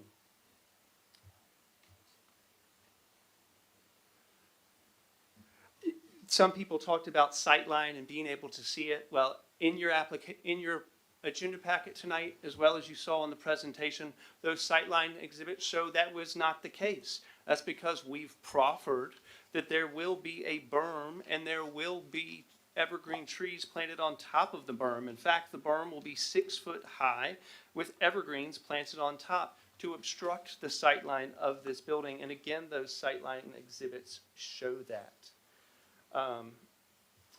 I also just want to take a second to walk through some of these other conditions. Your Public Works Director responded to the DRI for this development and made a list of comments. We've incorporated every single one of those comments into the proffered conditions. In speaking of that traffic, folks talked about traffic concerns on Tomochichi and Wani. Well, we've handled that as well. We've proffered a condition which says that our data center traffic, construction, and operations will not utilize Wani Road, will not utilize Tomochichi north of the property, will not utilize Tomochichi south of the property, and will not utilize Parham Road. So we've proactively anticipated these concerns and proffered conditions which address all of them. We do hear those. We have anticipated them, and we have responded to them by self-imposing conditions, which you have before you, and which Mr. Allen has reviewed, and said that if this board chooses to recommend approval on the applications, that he can support these conditions as well. Commissioners, with that, I believe I've responded to all the concerns, again, principally which are addressed in these proper conditions already. Noise pollution, forgot to respond to that one. Your ordinance, again, I believe one of the public speakers addressed a concern or said that Spalding County has one of the most stringent data center ordinances in the state. Well, that's true. And that's why the ordinance already requires a sound study. In fact, it already requires noise walls around the generators to eliminate that sound. So again, you've addressed these things already in your ordinance. You just have addressed them in conditions that you've imposed on prior applications. And the applicant has taken the time and effort to self-impose conditions which address those concerns. With that, Commissioners, I do appreciate your consideration of these applications. If you have any questions for me, I'd be happy to answer those, or the applicant would be happy to answer those as well. Thank you very much. Thank you. Appreciate it. Skeet, please. Okay. Do I have any motion to close the public hearing? So moved. I have a motion to close the public hearing. Do I have a second? I have a motion and a second. All in favor, raise your hand. Mr. Allen, will you present the staff report? Yes, ma'am. So this is the second time this item has been delayed. The last time, as was stated before, it was discovered that this property is within the Arthur K. Bolton overlay zone as defined in the code. That required a consultation between myself, the applicant, and you as chairperson for this board. That was conducted on April 2nd. So that's why we're delayed this time with this. So based on that, there are two main questions involved with the realization that the subject property is in the Arthur K. Bolton overlay zone. Number one, is a flume amendment still required since the AKB overlay is primarily commercial industrial? And number two, does the subject property's presence in the AKB overlay make its proposed use more suitable for the property and the surrounding area? First question, is a flume amendment still required? Yes, it is. Most of this property is within the Toalaga residential area, as we saw on the maps. So yes, that is required because you're essentially asking for a enlargement of the employment corridor into the Toalaga area. So that definitely requires a flume amendment per those character areas being outlined on the flume map. So we have to proceed, yes, with the flume amendment. It's been talked about a lot the past couple of months, difference between the AKB overlay, the employment corridor and whatnot. There's definitely differences between them. They're not interchangeable. The boundaries of both of them are different. The intent of both of those are different. One of the main intents of the AKB overlay is to create a corporate campus type environment and prevent piecemeal development along AKB. Additionally, the overlay zone, this is straight from the code, is designed to create an attractive and functional entryway from Interstate 75 through eastern Spalding County to the city of Griffin. So it's more about aesthetics and proper planning than it is uses. The employment corridor is designed to group together commercial, industrial uses along that corridor only, to not have them in other parts of the county. So the intent's different, the boundary's different, and the listing of permitted uses is actually different. You do have a AKB component that is purely residential, if you want to have it that way, like a master plan residence. You can have institutional, commercial, industrial. The employment corridor is limited to just industrial and warehouse and office type uses, not any residential or commercial component to it. So they are different from each other. So that said, staff has some, well, let me get onto this. So does the subject property's presence in the AKB overlay make its proposed use more suitable for the property and surrounding area? Yes, somewhat. The AKB zone permitted uses include industrial uses and data centers. It basically says any use that's allowed as a special exception in C1C, which is property is proposed to be rezoned, can be allowed as a special exception in the AKB overlay. So in that extent, they do align. However, there are some long-range planning issues I have with this. We have discussed in airport stakeholder meetings, because the new airport's going to be out there within the next 5 years, what that means for this area, and especially this Toa-Liga part that's between the airport, where the airport will be, and the employment corridor. We discussed that in the stakeholder committees of that possibly being like a flex zone with a mix of commercial, residential, some possible hospitality and offices in that area, not necessarily predominantly industrial. So there's a concern there. We also have, and we met with people about this today, the flume and the comprehensive plan are being updated, due about, a year and a half from now. So we'll have a completely new, well, revised, significantly revised flume map and comprehensive plan. And I'm not sure that doing this now for this particular property, which is close to 300 acres, not quite, but close, I don't know if that unnecessarily pigeonholes this area in regards to how the comp plan update and the flume map update are going to be conducted and changed next year. I'm not sure in the long-range planning goals that doesn't interfere with the long-range planning for this area. It is staff's opinion that expanding the established employment corridor at this time, which closely follows both sides of the AKB Parkway, except for Jenkinsburg area, could set a bad precedent for agricultural residential areas that are to the north and south of the AKB Parkway and are outside of the employment corridor. Expansion of the employment corridor on the subject property could put into play significant expansion of the employment corridor in the central and southeastern portions of the county, which jeopardizes established residential and agricultural character areas, and is not the intent of the comprehensive plan to achieve balance. So for those reasons, I'm recommending denial of the flume amendment. Let me be very clear to you, this is probably the most important of the 4 items. Should this board choose to deny the flume amendment, I'm not saying you should or should not, the other 3 items are rendered moot. I'll clarify that with the zoning attorney. So this is very important to get this right as to how the board wants to go with this. So I just want to state that very clearly to you, the consequences of this one particular item, depending on the way you go with this. Again, I have concerns about this being interfering with the long-range planning of this area. But I'm just the clerk that generates reports. You are one of 2 boards that will make a decision about this. So the $64,000 question is this: are you comfortable adding almost 300 acres to the employment corridor, adding that to it? That's the question you must decide with this flume amendment.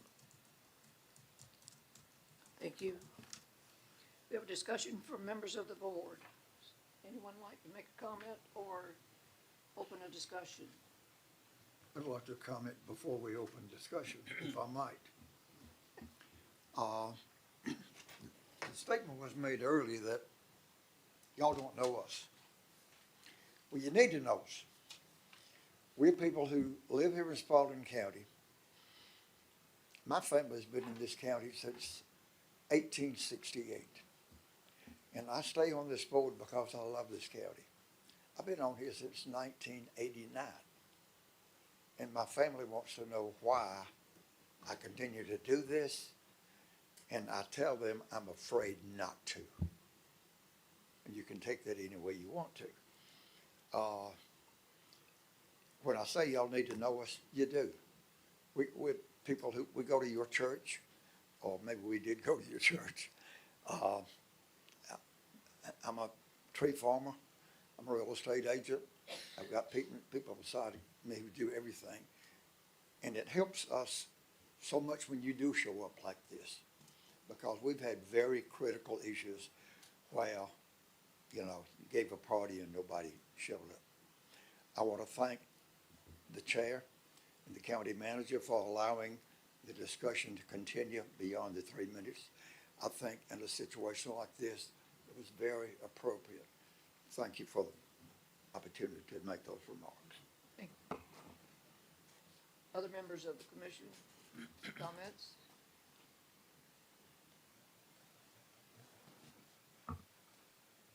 Well, I'll start. Pull your microphone. Yep, please. sorry.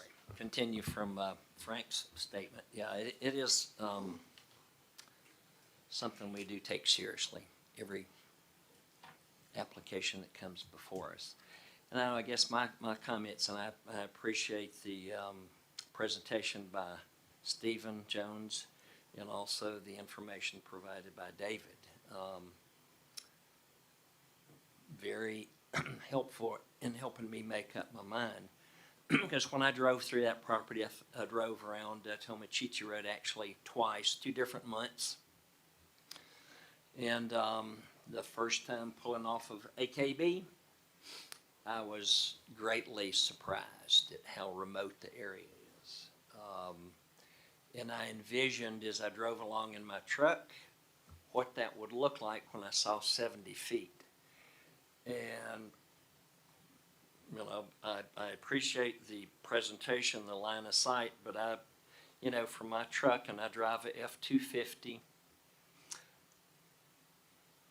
I'd have a hard time believing too that I would not be able to see 70 feet.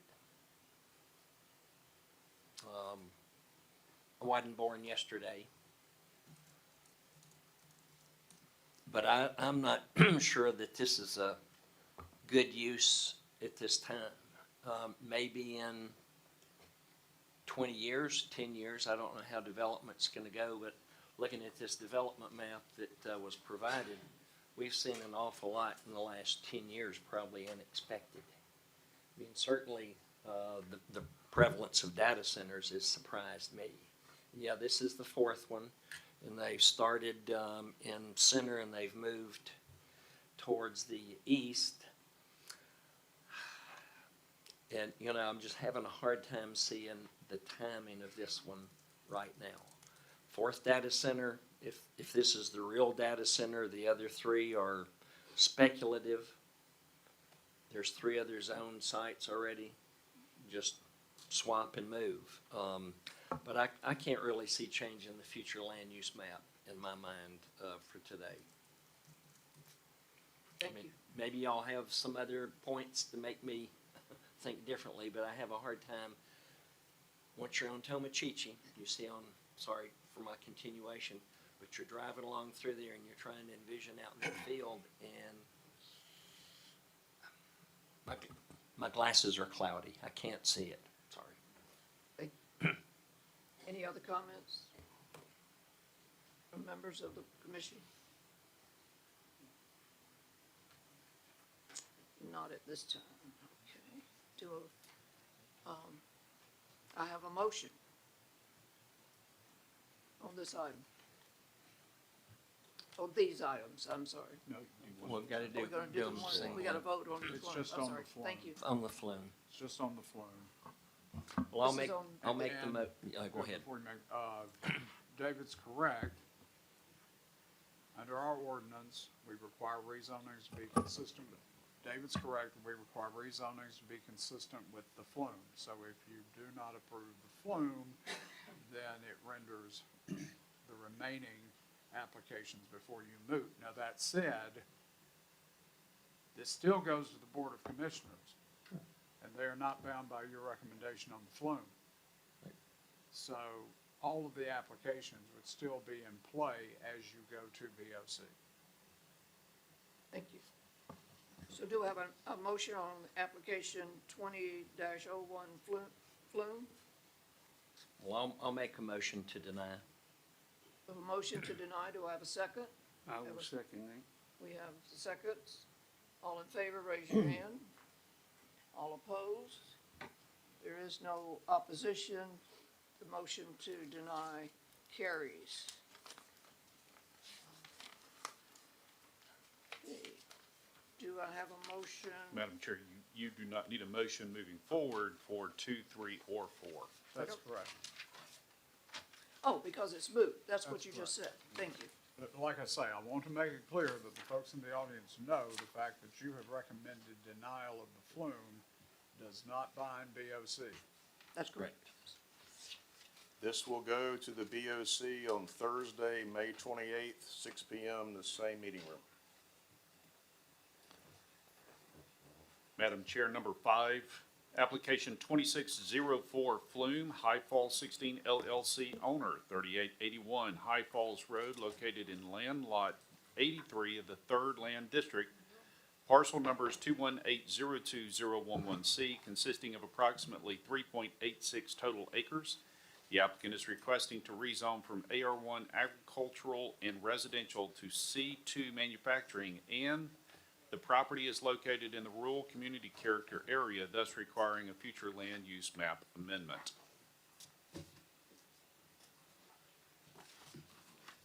Okay. Mr. Allen, will you give us, excuse me? Yeah. Will you give us an introduction to this application, please? Yes, ma'am. This is a very small residential lot, about 3 acres, that is pretty much surrounded by the existing High Falls Industrial Park. It does need a flume amendment just to go through the procedure, and then the rezoning to go to the same zoning as a portion of the industrial park. I would recommend, at the board's discretion, combining the public hearings for this item 5 and item 6.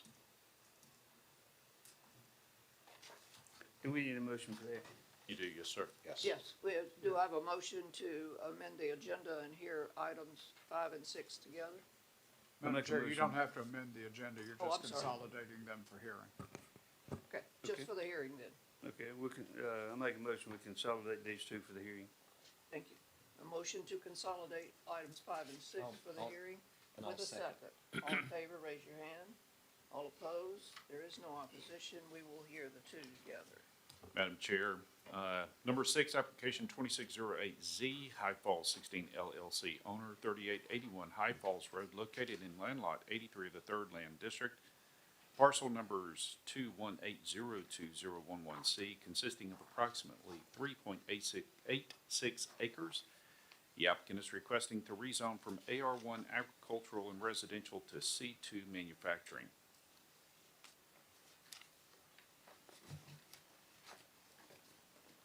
Okay.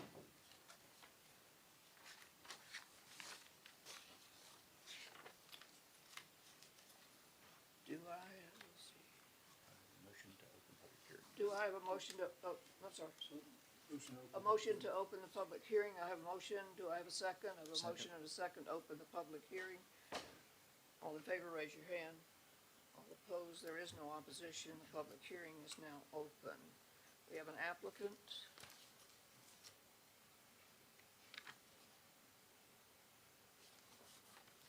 You have 20 minutes. Thank you, Madam Chair. Stephen Jones, law firm McKagan Jones. My address is 1441 Dunwoody Village Parkway, Suite 100, Atlanta, Georgia. This is Mr. Allen said, this is just a small extension of the High Falls Industrial Park. If I can get the clicker to work. Here you have 3 acres, existing zoning AR1. We're requesting to rezone it to C2. You will see the larger High Falls Industrial Park, which is substantially under development with vertical construction.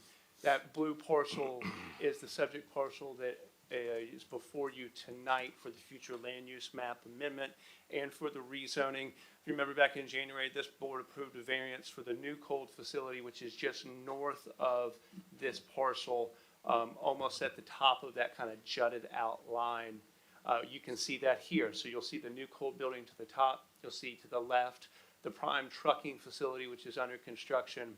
And then you'll remember there were other parcels that were annexed, probably the bad word, added to this business park last year. Those are those 3 additional parcels that you'll see north on AKB there. Just want to pull that map, make it a little less transparent. You can see the concept plan or the actual site plan of what's under development at the business park right now. That bottom right building is just conceptual, but the one in red is the prime, and then to the northeast, that other building where you see those various parking lots, that's that new coal building that this board approved the height variance for earlier this year. I want to come forward to a concept plan. This is just a conceptual building, but it shows you kind of in relation to that 3 acres, which you'll see dotted around what it could look like. So really, it just makes logical sense, we think, to bring this property in. If you look back, this is just an outlier. It is, as Mr. Allen said, completely surrounded by the business park except for High Falls. But most importantly, and you've got a staff recommended condition in your packet for this, as part of this development, the applicant is also going to construct, similar theme, a berm along High Falls Road. So on this parcel, you'll have a condition with respect to that berm, but it's the applicant's intention to construct that all along that frontage in between that parkway that cuts from High Falls all the way to AKB through the business park, so that you provide a visual screen from High Falls Road into the business park. So not only are we bringing a residential parcel in, which makes logical sense, we're actually improving the park by providing screening from the park for adjacent properties and the adjacent High Falls Road. This is kind of that view. This is a street view of the subject property. As you look interior to High Falls Road, you can't see yet, but in that foreground where you see that large tree under the power lines, directly behind there is where that new coal building would be constructed. So when you annex this parcel in, the berm's constructed, again, it would be we think, a marked addition to the business park. You do have a number of staff recommended conditions before you tonight. Mr. Allen and I talked about this briefly, but with respect to number 3, the berming, there was some caveats about future fire station. I think it is important to note that if you'll see kind of at that bottom left-hand portion left of the parkway, kind of hard to see on your screen, the applicant's working towards a dedication of that acreage for whatever the county may use it for, fire station, EMS communication, things of that nature.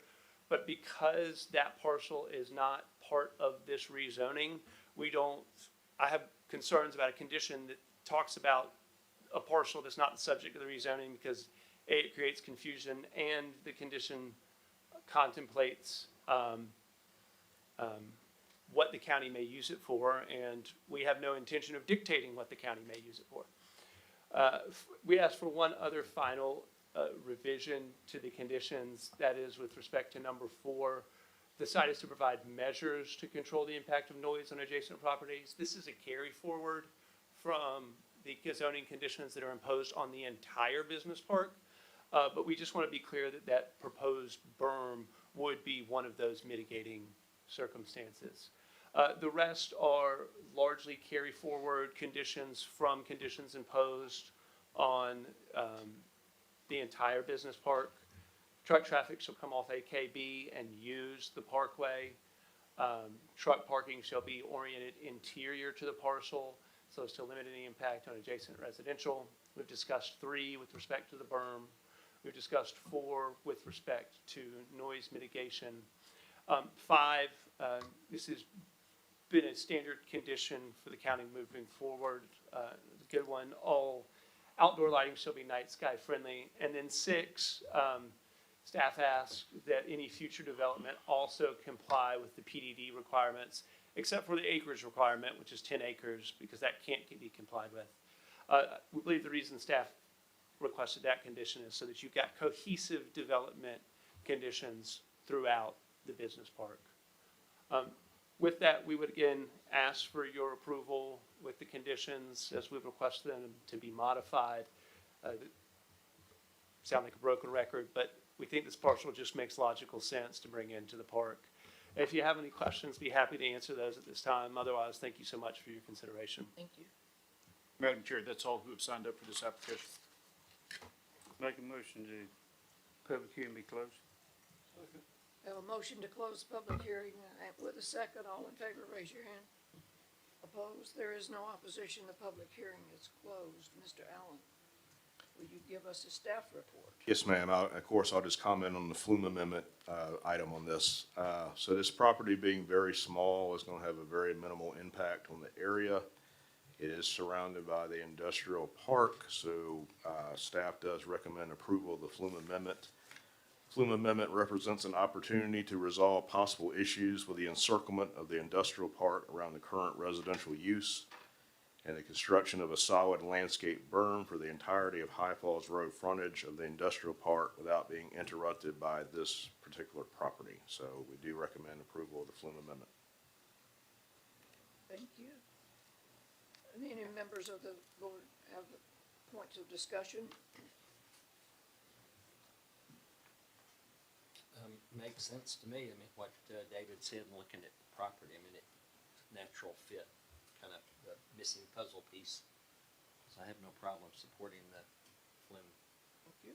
Any other comments? Do I have a motion? I'll make a motion to approve. We have a motion to approve with a, do I have a second?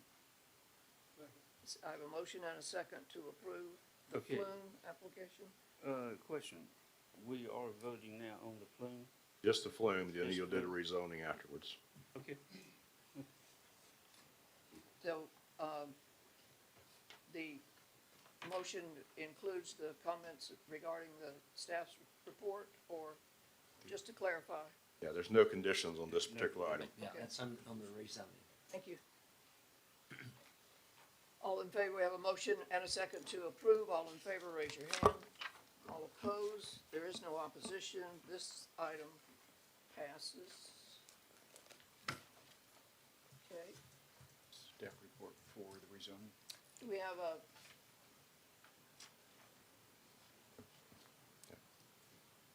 Yes, ma'am.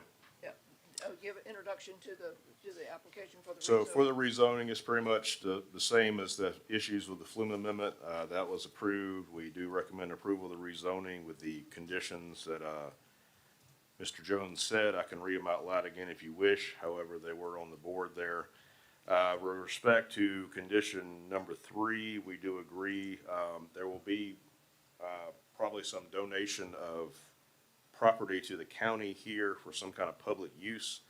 However, it may not wind up being a fire station. It could be any number of uses. So I want to eliminate that specific mention of the fire station there to not pigeonhole this into a use that may not actually turn out to be. So just modifying the language number 3 to delete the specification for a fire station, just to take that part out.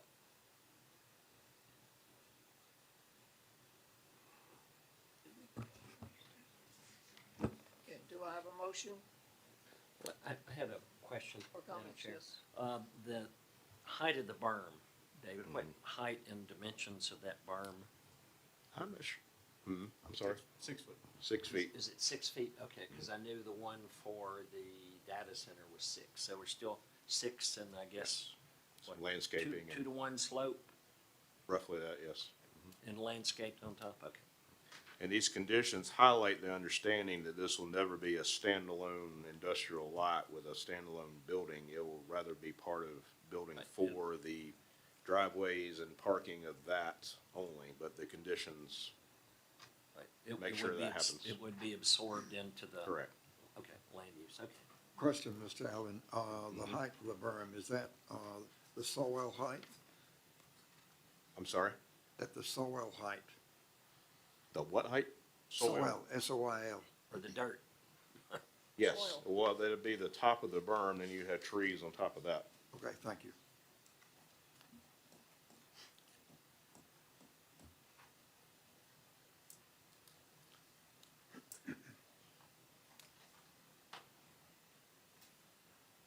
have a motion then?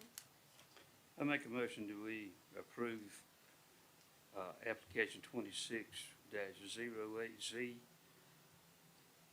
with staff all conditions. conditions, that were made with, if you can accept the change that was made by Mr. Jones there, if we can incorporate that down there also, that, about the fire station, just take that out. Okay. Okay? We have a motion, do I have a second? I'll second. I have a motion and a second to accept as mentioned in the motion. All approve? Raise your hand. All opposed? There is no opposition.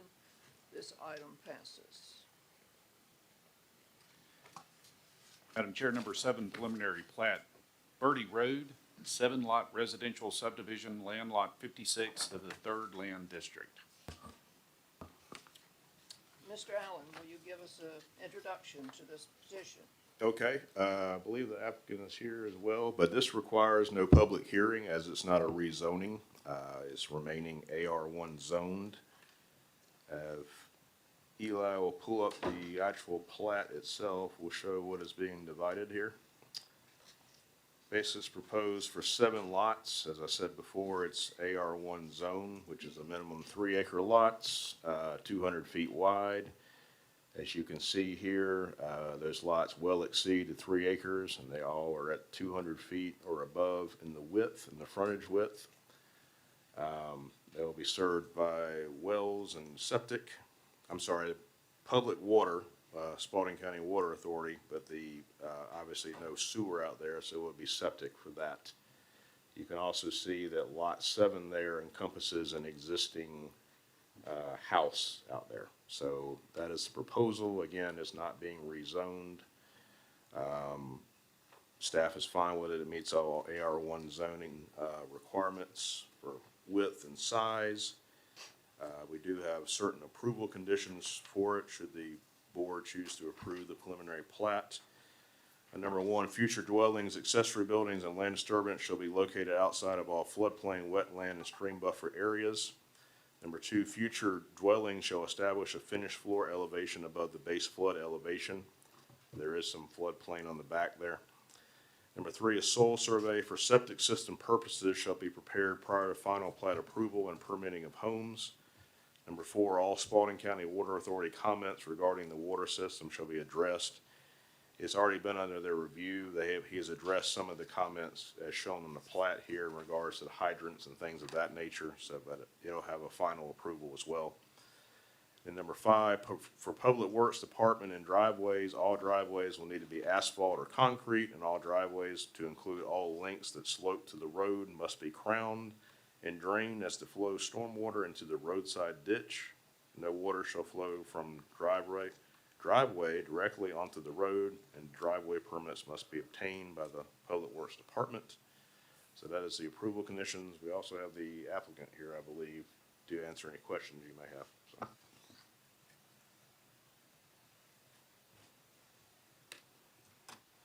Make a motion, we open the public hearing. I'm sorry. There's no public hearing. There's no public hearing on We have this. a motion to close the You don't have to do There's no that? public hearing. There's no public hearing on this for preliminary no plat. public hearing. Sorry about that. But we do have the applicant if you have any specific questions for him that I didn't cover. So. So we go directly to the discussion of, from the board members. Are there any questions from the applicant, or would you like to hear from the applicant? I always like to hear from the applicant. Give us your name and your address and David tell us Barber, what you want to say. representing Mark Worcester, 180 Walter Way, Suite 114, Fayetteville, Georgia. Anything more outside of what the Now, staff that's has mentioned? their recommendations, whatever. Okay. I guess I would have a question of, with these lots, what is your construction timetable for development? We don't, at this time, we don't have any time frame. We're just trying to get it subdivided and then decide what we're gonna do. We may end up just selling the lots outright instead of building on them. So per the code, if there's not substantial construction activity within 2 years, you have an option of possibly getting the preliminary plat approved for an extension. They may or may not grant it. They have in the past, but it's no guarantee, so that's the process. If this is approved by this board, it does not go to the commissioners, then it would go to the, as you said, the splitting of the lots, the house permit stage, the building of the water features out there. Correct. And then the commissioners, after that, we get a final plat to approve, so that's the process, so. Do you have any questions of staff? No. Thank you. Pretty straightforward. Thank you. I appreciate it. Thank you. Do I have a motion on this petition?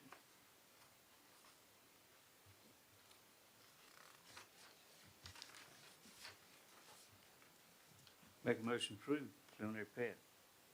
Have a motion to approve. Do I second? Conditions attached. Yes, with conditions. Yes, That's please. for staff's Yes, I'm conditions.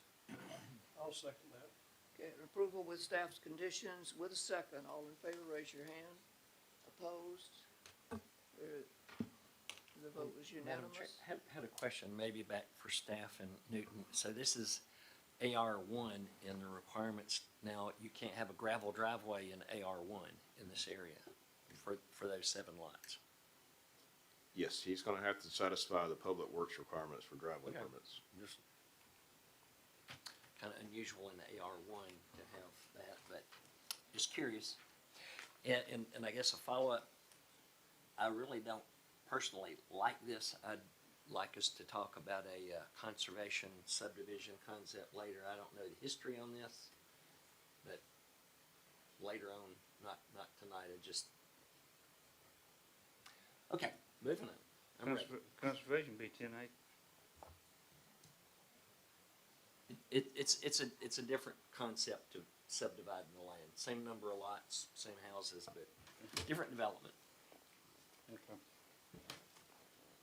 Item Chair, number 8, application 2603 Flume, Emily and Thomas Utz, owners, 1135 Baptist Camp Road, parcel 244020004A, located in land lot 169 of the 3rd Land District, consisting of approximately 1 acre. The applicant is requesting to rezone from R1 Single Family Residential to Commercial, and the property is located in the Sun City Heron Bay Character Area, thus requiring a future land use map amendment. Thank you. Do I have a motion to open? Oh, David, give us an introduction. Okay, so this is a little bit of an unusual situation. You may recall that you had this, application, I believe, in either February or March, I forget which, for his, commercial, he's converting the house to commercial for a coffee house and offices. When it went to the commissioners last month, they had some reluctance to approve it, and they in fact tabled it to May because of the VN Village Node zoning designation. Amazingly enough, there's not a size requirement for VN of like a minimum size. They were reluctant to do it then. They wanted some more research on it. They have the right as the commissioners to approve the rezoning, obviously, but they have a right to designate another commercial category such as C1 or C1A to it instead of village node if they so choose. In anticipation of that, making this step to have the applicant go through the flume process, because should the commissioners choose C1A in May, and I'm not sure what they're gonna do, but should they choose that, that would technically require a flume amendment because C1A is not mentioned in the Sun City Heron Bay area, believe it or not. So we're covering all the bases here and having a flume in advance of a possible vote for the rezoning in May. So that's really weird, I know, but that's the way it's gotta go, so. Thank you.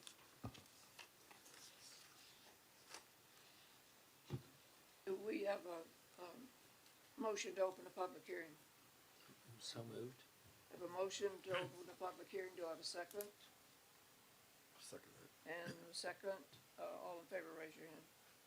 All opposed? There is no opposition. The public hearing is now open. Do we have an applicant? Madam Chair, no one has signed up for this application.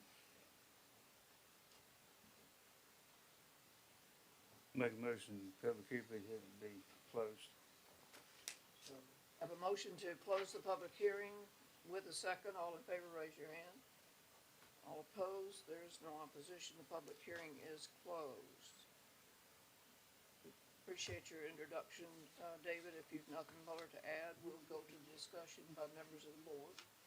Nothing further to add. Are there any questions or discussions by members of the board?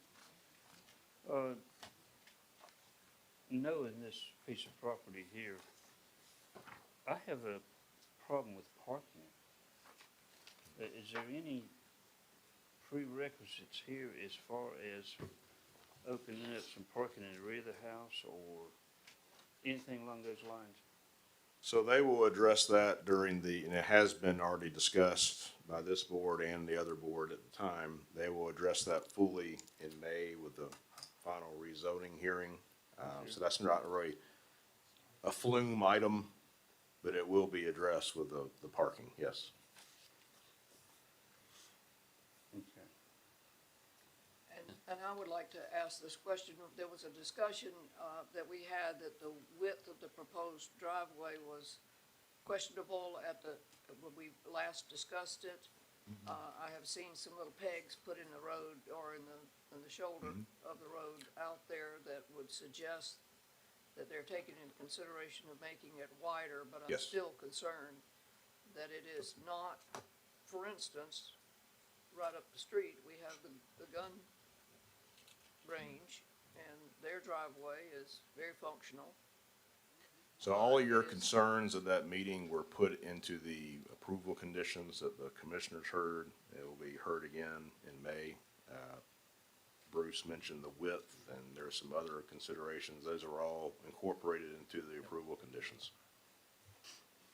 And the other thing was the surface. They were requesting at that time to put in a material that was not permanent, allowing for percolation rather than. That will be up close to the house or the building itself, not on the right of way or at the entrance part. That'll all be paved like normal. That was my concern.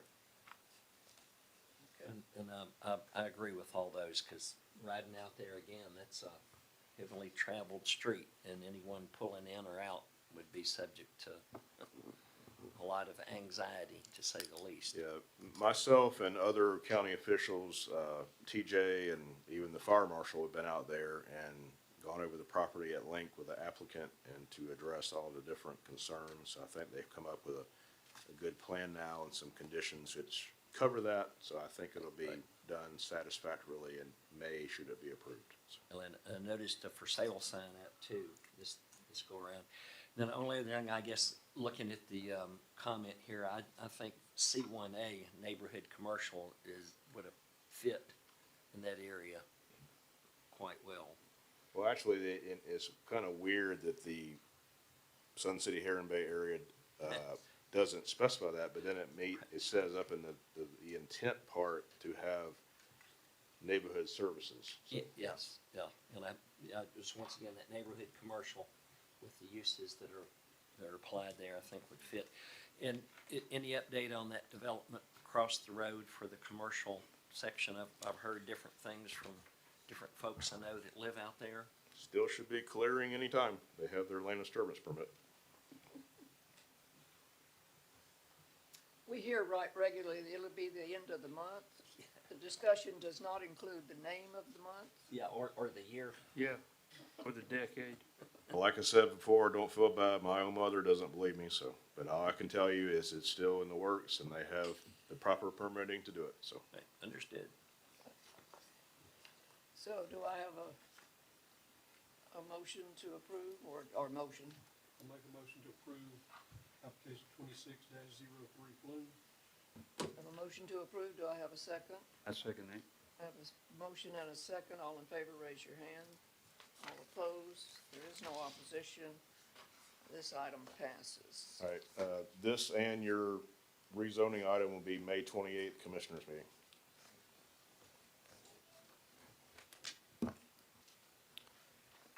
Madam Chair, number 9, application 2609Z, Christopher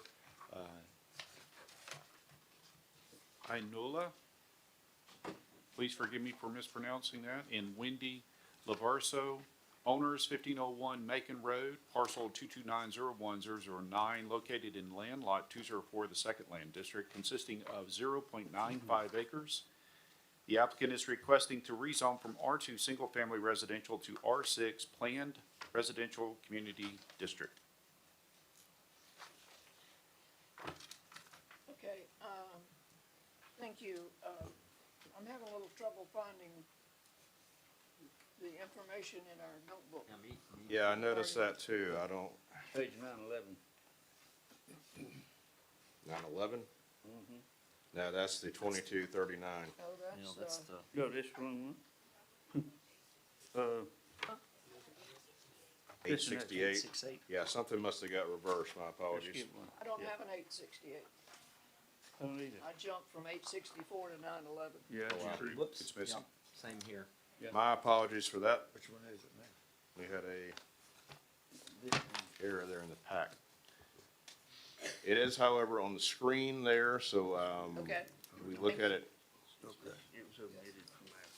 So just a brief introduction to this. You looked at the preliminary plat for the adjacent development, which is a townhome development, which was rezoned several years ago. It was noticed on the preliminary plat that he was trying to combine the parcel there with a star on it with the property next door, and I understand why, is to widen the driveway area and also to fit in a area for a possible detention pond and some grading. As simple as that is, because it's a very small piece, it will not affect the overall development of the townhomes. The property is zoned R2, and the townhome development is zoned R6. So we need to rezone the R2 part to merge with the R6 part and make it R6 itself. So that is the purpose behind this rezoning of this very small piece next to the larger townhome development. Thank you. Do we have anyone to speak to this? We do, yes, ma'am. Do we have a motion to open the public thank you. We have a motion to open the public hearing. Do I have a second? I second. We have a motion and a second to open the public hearing. All in favor, raise your hand. All opposed? There is no opposition. We have speakers. Nick Griffith. Good evening. My name is Nick Griffiths. I'm with Earth Design Engineering. I live at 844 180th Avenue East, Reddington Shores, Florida. I'm working with Chris and his wife on this project. As David mentioned, the preliminary plat was here in front of you last month, and then it was brought to our attention that there was part that we were trying to use for the roadway, which if you could bring that slide back up. Yeah, right there, that's perfect. There's a 25-foot undisturbed buffer on the perimeter of the property, so, and the right-of-way widths are 60 feet. So if you have 25 foot on both sides, which is 50, and then you have a right-of-way that's 60, our initial corridor for the R6 piece is only 100 feet wide, so I had a little, we're short on space. So Chris had purchased the adjoining property to get the roadway to fit in there, and then during the preliminary plot process, David pointed out that, it had to be, all had to be in R6 zoning. So we're here to just kind of rectify that situation, and we are, we've read through the staff report, we've read through the staff recommendations, and we're fine with all of the staff recommendations. If you have any Thank you. questions. Appreciate it. We have anyone else? Madam Chair, that's all who have signed up. Do I have a motion to close the public hearing? Motion to close. Motion to close the public hearing. Do I have a second? Motion and second to close the public hearing. All in favor, raise your hand. All opposed? There is no opposition. The public hearing is closed. Anything more to tell us, Mr. Allen? Eva, would you mind pulling up my staff report conditions there? Okay, yeah. Again, this is a necessary thing. It does not really affect the density in any way of the townhomes or anything like that. It does provide for a better driveway grading situation at the front. Staff recommends approval with the following conditions. Property shall be merged with the adjacent R6 zone development at 1471 Macon Road and shall not be a standalone lot. And number two, property shall not contain any dwelling. So that's the approval conditions for this particular piece. Thank you.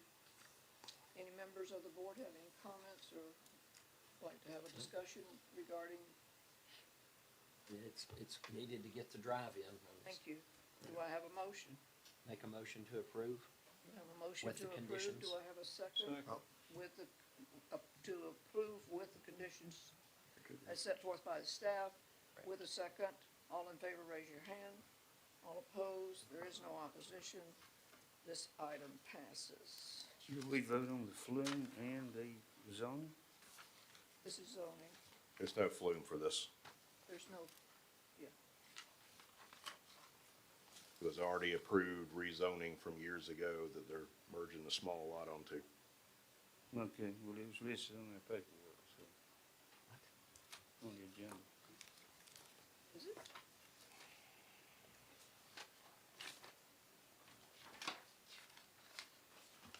That was item number 9. Item 8. We'd already, taken care of item number 8. It was already voted for. Yes. This was item. This number was nine. item number 9. Yes. No flume amendment for this one.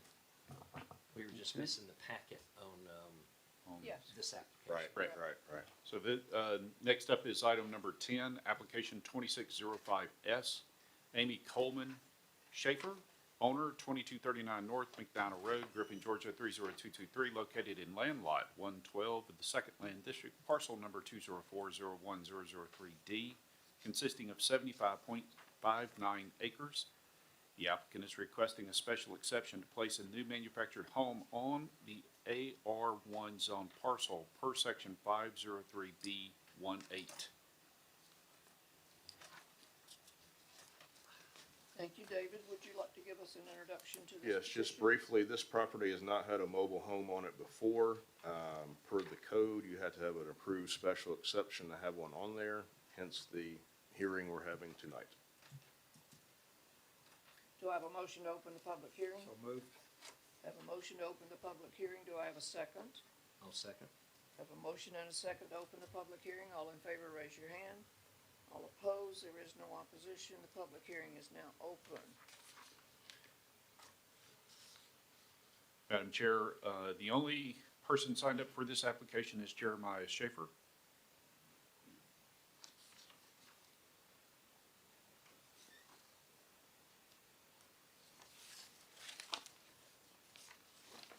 Good evening. I apologize. I didn't know I didn't have to speak. But my wife and I purchased the land almost Your 2 address? years ago. Your address, please, sir. I'm sorry? Your address, please, sir. Sorry. 2419 Broad Creek Drive. Sorry. Thank you. Go ahead. Go ahead. Thank you. I apologize. Like I said, I didn't know I didn't have to speak. We purchased the property about 2 years ago, and the intent originally was to build a stick-built house. And due to unforeseen health circumstances, the price of houses are through the roof right now, and our main priority is just to be able to move down here and raise our boys on the property. And of course, we would be in compliance with everything moving forward. Thank you. Thank you. Any other, So, ma'am, no one else has signed up? no other speakers? Do I have a motion to close the So public moved. hearing? I have a motion to close the public hearing. Do I have a second? I'll second. Motion to close the public hearing with a second. All in favor, raise your hand. All opposed? There is no opposition. So we are moving forward now with, David, do you have anything more to report? Yes, ma'am, I do. So the code requires a special exception hearing. The home will have to be a Class A manufactured home of at least 1,500 square feet heated. He has provided some specifications of what the house would look like inside the packet there. Certain things with a Class A that we'll be looking for permitting time is a 412 roof pitch, there's a certain width that is involved. There must be porches put on the front and back, things of that nature. So that's what we'll be looking for at the permitting stage if it's approved. One of the other code requirements is the mobile home report you have in your packet. It's also there on the screen. It requires us to take an inventory within a half-mile radius of all the different dwelling types that are in the area. From this report, per the submitted map, about 1/3 of adjacent properties are manufactured homes, about 1/3 are single-family, and about 1/3 are vacant.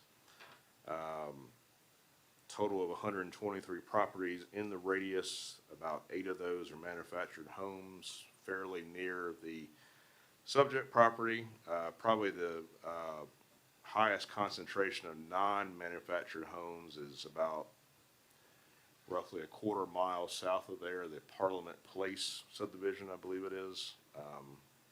If you go south from the property, yes, where they have the cursor going there, so that's probably the largest concentration of non-manufactured homes. Staff is recommending this for approval, largely due to the fact the property is so large and there are other manufactured homes in the area. The placement of the house will likely be well up from the road. You can see in the pink there how the property is kind of configured. There's tree cover once you get off the road, so it's likely that it will not be readily seen from the road or adjacent properties for the home. So I don't not see a detriment to adjacent properties with that. There are a couple of staff approval conditions should it be approved.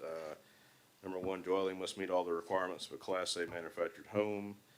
2, if a site-built home is built on the property in the future, as the applicant indicated possible, the manufactured home must be completely removed from the property prior to occupancy of the site-built home. Thank you. Members of the board, do you have any discussion regarding this petition? Not a question, but I realized that, I remember that they said they intended to open a produce stand on there, and will that, require what, anything? A produce stand? Yeah, they said in the correspondence initially. It is, produce stand is a roadside stand, is a permitted accessory use in AR1 as long as it does not exceed 500 square feet. Thank you, that's all I need to know. Can I just ask you a question? Those little squares that are in the, oops, it's, yep. One that's pink and one that's blue. Is that, I mean, yellow. I'm not tired. There are some existing houses on those, That's yes. what I was asking. Okay. I don't know that I saw those. So it'll be further back off the road. But best of my knowledge, you were intending for it to be in that wider part. Kind of where the star is there. Pretty close to where the star is? Okay. All right, yeah, there's a significant tree cover in that Okay. area right there. I didn't see that.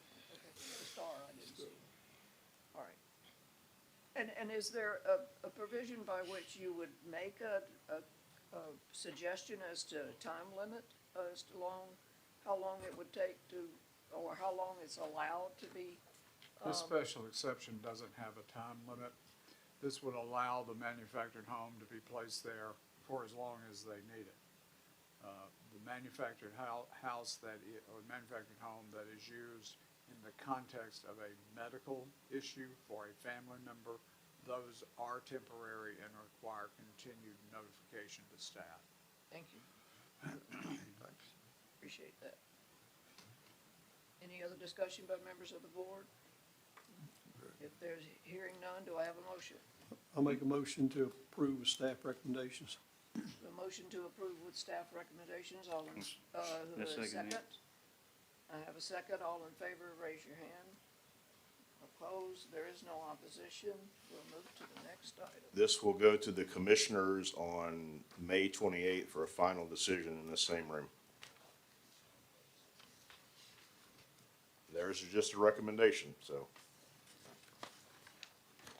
Madam Chair, number 11, application 2606Z, BRTU Construction Incorporated, owner, Zero School Road, Griffin, Georgia, 30223, located in land lot 107 of the Third Land District, parcel number 5006006A, consisting of 0.8 acres. The applicant is requesting to rezone the property from R1 Single Family Residential to C1 Highway Commercial for a continuance of commercial truck parking and a commercial driveway on the property. Thank you. Mr. Allen, give us an introduction. So this property was formerly in the city of Sunnyside. That city was unincorporated back in 2024, and it became within the unincorporated county and assigned county zonings. You can see from the maps there's a mix of residential and commercial along this road and in this immediate area. The BRTU Construction main office is there on that pink square, if you want to call it a square. Right, the subject property is outlined in blue there at the top. That is the driveway and the sole access. That parcel is for the larger BRTU property. So they are asking for rezoning from that, from residential as it is now, the beige color, to the pink C1 zoning, and also to retain the use of their trucks there. I'll talk more about the different issues in a minute after the public hearing. Thank you. Do we have a motion to open the public hearing? I moved. A motion to open the public hearing. Do I have a second? Second. And a second. All in favor, raise your hand. Opposed? There is no opposition, so the public hearing is now open. Madam Chair, first up is Candy Davidson.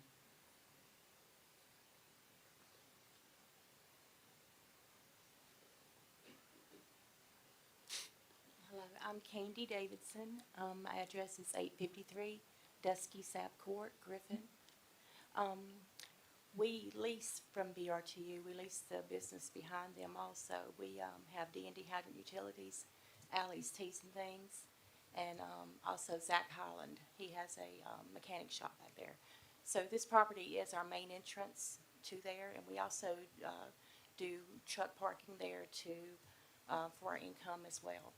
But I'm just asking for approval, not opposing anything, just asking for approval for this to be asking for approval. But that's all I need to say. But thank you. Appreciate it. William Slaughter.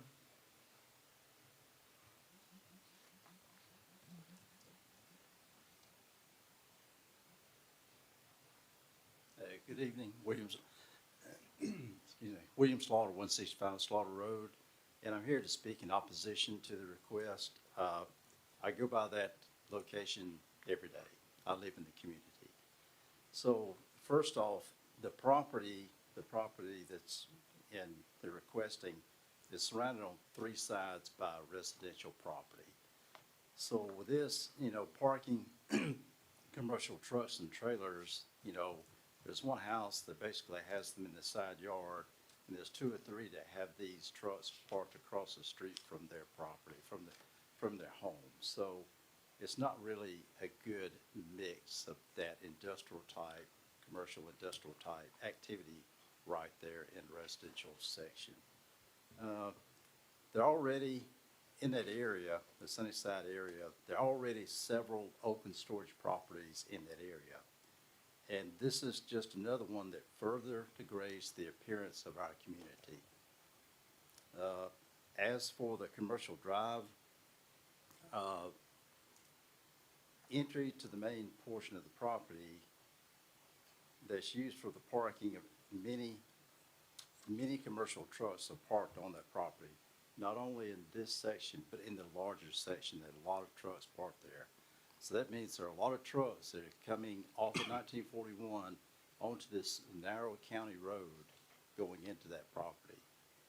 Instead of that main entrance being there on School Road, they should be accessing it off of 1941. Because there's a lot of wear and tear on that road, and it creates problems because on one corner, there's a landscape supply place, there's a post office on the other corner, and then an entrance to a service station, right? So there's a lot of activity going on at that intersection. So.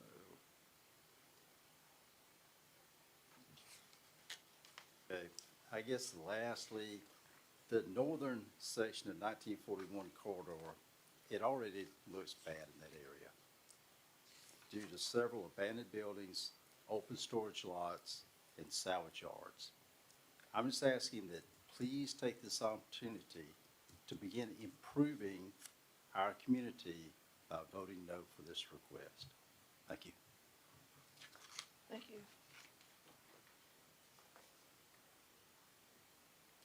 Any more? No, ma'am, that's all who have signed up. Do you have a motion to close the public hearing? So moved. I have a motion to close the public hearing. Do I have a second? Second. I have a second to close the public hearing. All in favor, raise your hand. All opposed, there is no opposition. The public hearing portion is closed. David, is anything more you want to tell us about this? Oh, yes. This one got surprisingly complicated. So there's several things going on here that need to be addressed. Number one, first and foremost, is the fact that this parcel is the access for the BRTU main property. So you cannot take away that access. So I believe that the property needs to be rezoned commercial, C1, same as the main parcel there. However, in doing that, it also probably needs to be merged with that property to make it one parcel and forever solve your access landlocked situation you might have there in the future. With the trucks, there's two types of trucks, as I see it. There's possible company trucks with the various companies, the utility company, the construction company there that could be parked there. But then she mentioned there's also truck parking of other trucks that come from other parts of the community to park there overnight or whatever for income. So it's not necessarily those trucks as well that are just BRTU or the utility company trucks. There's other trucks from other businesses that come there and they use that as part of their income. So there's that. Do we allow both kinds of trucks, no kinds of trucks, whatever? One of the big factors here is, like I said, this all became county zoned in 2024. It is also, believe it or not, in the North Expressway Improvement District. As you'll see from the map there, that was expanded to include the Sunnyside parcels. And within those green, bold green lines between there is the subject property, right in the square in the middle there. So it is in the NEID. So what does that mean? Well, the NEID has several parking standards for it, which I'll read out since you need to be clear on this. Planned Commercial Development Standards in NEID. This is section 2211D, parking and development circulation.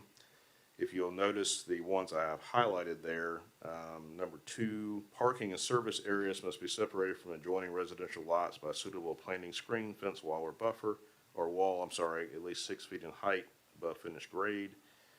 Number 3, vehicle parking, and this is mainly for cars for a business, shall be in paved, striped parking areas with no vehicle parking allowed in landscaped areas, gravelled areas, or rights of way. This is the most critical part, number 4 here. All delivery vehicle parking, including tractor trailers, which you have on this lot, shall be parked in the rear of any building and not visible from the road. So, the main building is obviously behind this property you're trying to rezone to commercial for the driveway. If you merge them together, it's still in front. So technically, all these trucks would be in the front yard of the building and would not be allowed since they're not in the rear as the NEID requires. So based on that, the trucks would probably have to go. I definitely recommend approving it to commercial for rezoning to solve the landlocked lot situation, in case that lot should be somehow sold in the future and they're completely blocked. But the NEID there is not gonna allow those trucks to be continued to park there as part of the front of that property, so. There are also some buffer considerations you have to realize, the outline on the last page there of the staff report. You gotta have a fence and some landscaping along the sides there if it's rezoned. So that's part of the approval conditions. So let me be clear, I'm recommending approval of the C1 zoning, yes, for the driveway's sake, but not authorization for the truck or vehicle parking on that lot in the future. They maybe can make some provision to park them further down on the main lot. That's a possibility since, parking lots of that nature are allowed in C1, but on the subject property we're talking about tonight, I don't see how they would be allowed, so. Madam Chair, could I ask David to expand a little on that? Is truck parking allowed in C1? It says, let me do the exact wording here, it's a little bit vague. Because once Ms. Davidson goes to rezone, or the property is considered and has to be a planned planned commercial development. Okay, yeah, it says on here, permitted use of C1 off-street parking lot or parking garage. It doesn't specify the type of vehicle. Okay. Just wanted to check. So, David, one other thing, again, with the, just judging from what it has, and I'll have the dimensions of the lot there, but with your 25-foot wide buffer and your walls and plantings and stuff, we take that drive is probably gonna be shifted to the east from where it is now to make that happen. Well, let me read how the buffer, reads here. 20-foot wide of what? 20-foot wide buffer shall apply, containing a 6 to 8 foot tall fence with no less than 3 feet of evergreen plantings or hedge in the area. As I read that, maybe Newton can contradict me on it, the rest of that could be grass. So you could have the driveway still where it is. I'm not advocating for that to be moved, but you definitely need to have the fence at least and the evergreen shrubs on there. So I see what you're saying though, it would like. Yeah, I mean, it doesn't look like Right. it's 25 foot off that property line, so that's what I was wondering, and if it was shifted over, it'd be less likely they could fit the trucks in there anyway, So but. you may have to make a slight adjustment on that and just definitely have the opaque fence, maybe 8 feet tall with evergreen plantings on that side, maybe beef it up a little bit, but you're right, you're not gonna have the 25 feet of total width where it is right now. Okay. And then too, just reading this, condition 1, it's only for driveway access. You can't park trucks there. Right. Right, based on what the NEID says Right. about can't be in the front. And this is definitely a complicated area. I It mean, was, it got more complicated the more I looked at it. Yeah, just driving through there, I'll just say it's a very rugged looking area all through there, and I'm not familiar with the improvement district, but I concur with Mr. Slaughter. We need to, where we can, piecemeal, try to improve the overall look, and it's a start. Okay. I agree that I've been disturbed about the business that's just beyond the post office there with their cars and trucks and parked on any kind of surface they choose to park them, and seems like it's prime for enforcement, but I don't know about grandfathering, et cetera. But anything we can do to help the community to upgrade the way it looks. And how Having it's to used. rezone this removes any grandfathering issue, Having pretty much. our action to rezone it, Sorry? our action here, Yes, and whatever is rezoned to must comply with NEID. This is the first parcel within Sunnyside, old Sunnyside, of which I'm aware, that's come up for rezoning. And regrettably, Sunnyside ain't purty. that's true.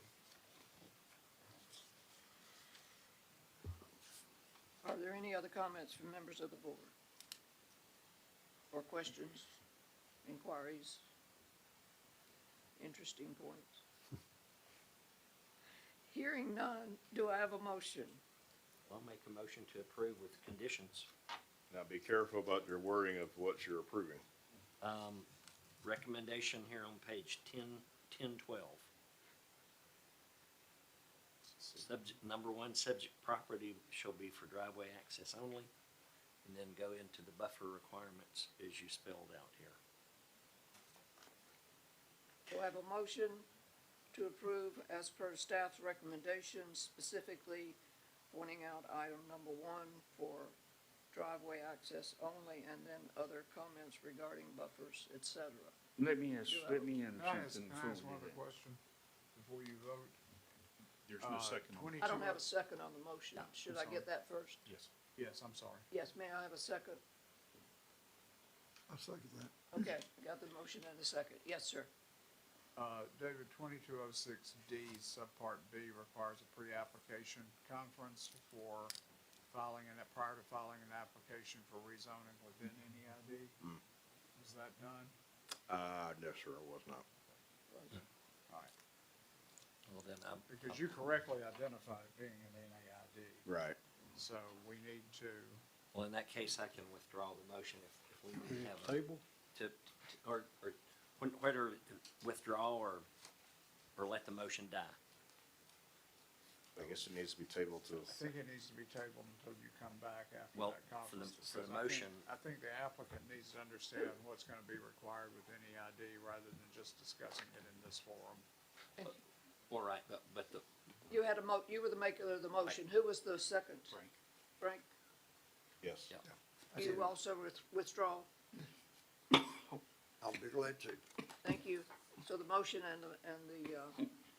and the second have been withdrawn. All right, so we're doing a new motion? Make a motion to table. We have a motion to table. Do I have a second? I'll second that. I have a motion to table with a second. All in favor, raise your hand. All opposed? There is no opposition. And I wanna make it, I know you voted, but I wanna make it clear, the reason for having the pre-application conference is because NEID's purpose is to help us improve 1941.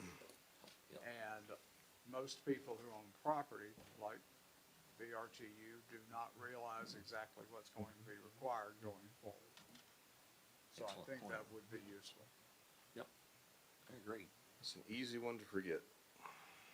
Madam Chair, next up on the agenda this evening is item number F, minutes. Consider the approval of the meeting minutes for the meeting held on March 31, 2026. Okay. Are there any comments from members of the, And Ms. Upshaw will make your noted correction that you sent me in the email, thank you. that phrase. There was just simply a word left out of the Right. sentence. Do we have our Hobbs Act, paperwork I'm sorry. where we say we have not taken any, contribution in excess of $250? We're just doing the minutes right now. We're doing the minutes, right? Right. We'll Well, come you back to that. Okay, but Okay, I- we'll we get need there. to address it at some point. Right. Well, I'll make a motion to approve the minutes with the correction given Thank you. by the chairman. I'll have a motion to approve the minutes as amended, recommended for amendment. I'll second. I'll have a second on that. Do we have all in favor, raise your hand. All opposed, there is no opposition. Now, board members, let's have Okay. some comments. When I first came on the BZA, before the, right after the meeting was opened, we all signed, an affidavit that we had not taken any, contribution, whatever you wanna call it, in excess of $250.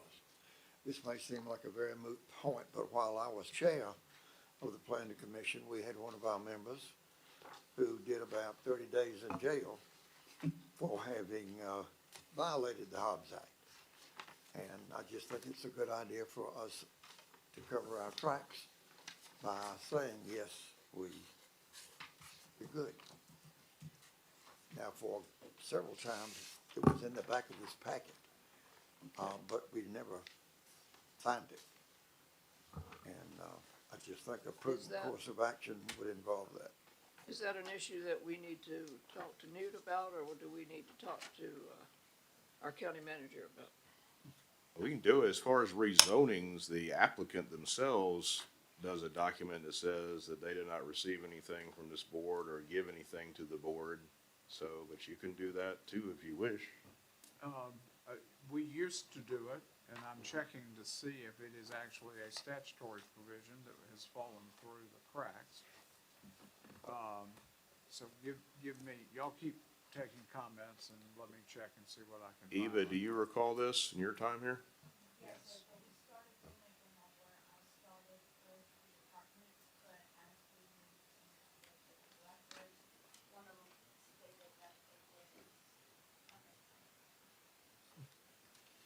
Okay. Let the record show that was not me. Was it specifically because we are not elected officials, or was it specifically because it just simply was not required?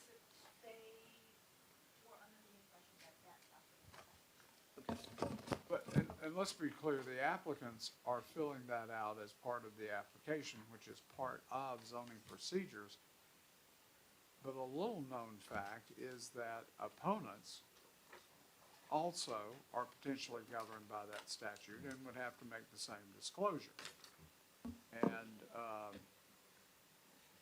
but again, I'm trying to see if I can find Dude, that. will you do the research for us and bring that back for our next meeting, please?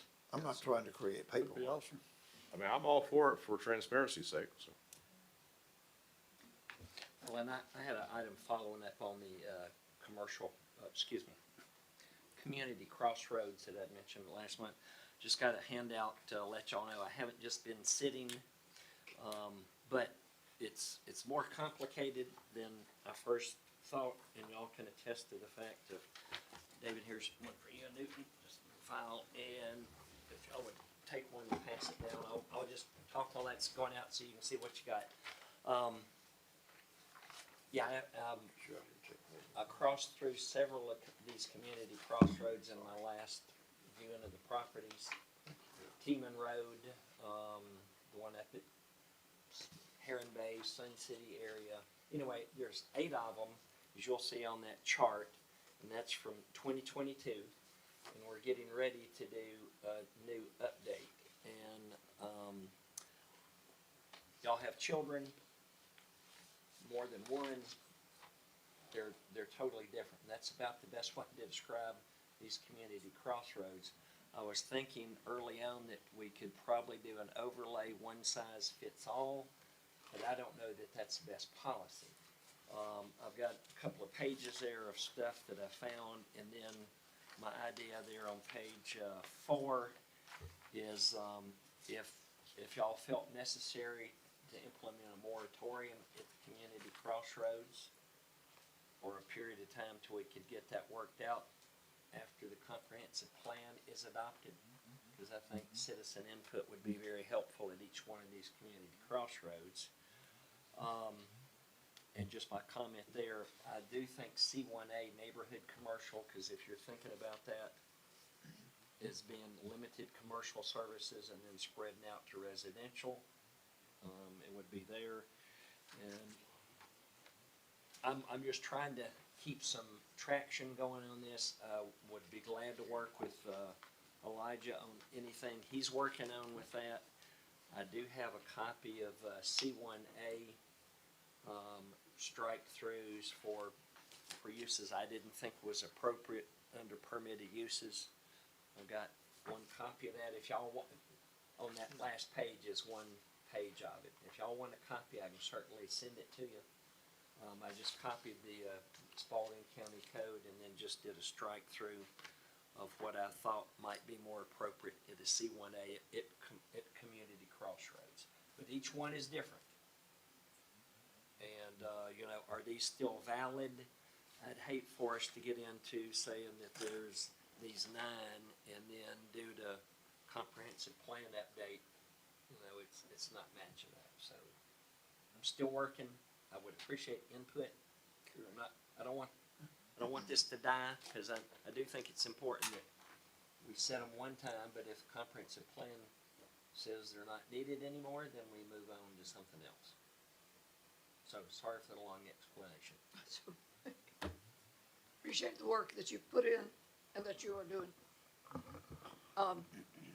I have one question, David. I haven't gotten a check in a little while.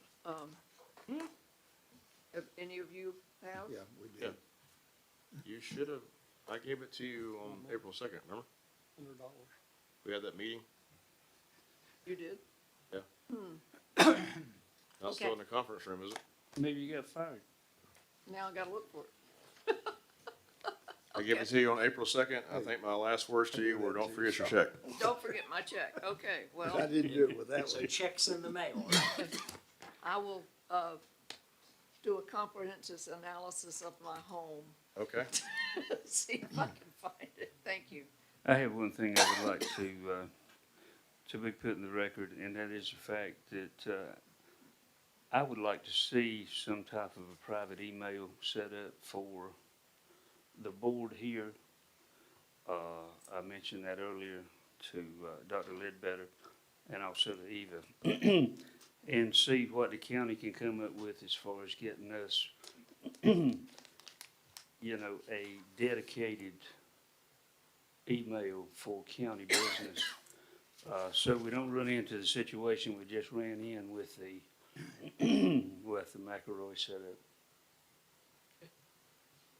And somewhere or other, maybe possibly if it's monitored by the county, then they can pull what they need out of what we have or whatever, if it's completely dedicated to county business.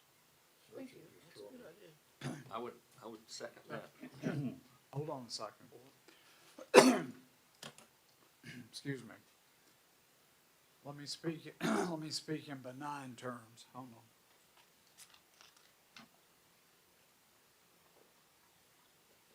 on. Without any reference to anything pending.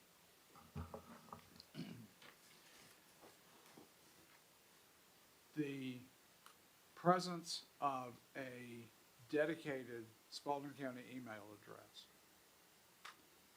does not limit the disclosure, if requested under open records, just to that email.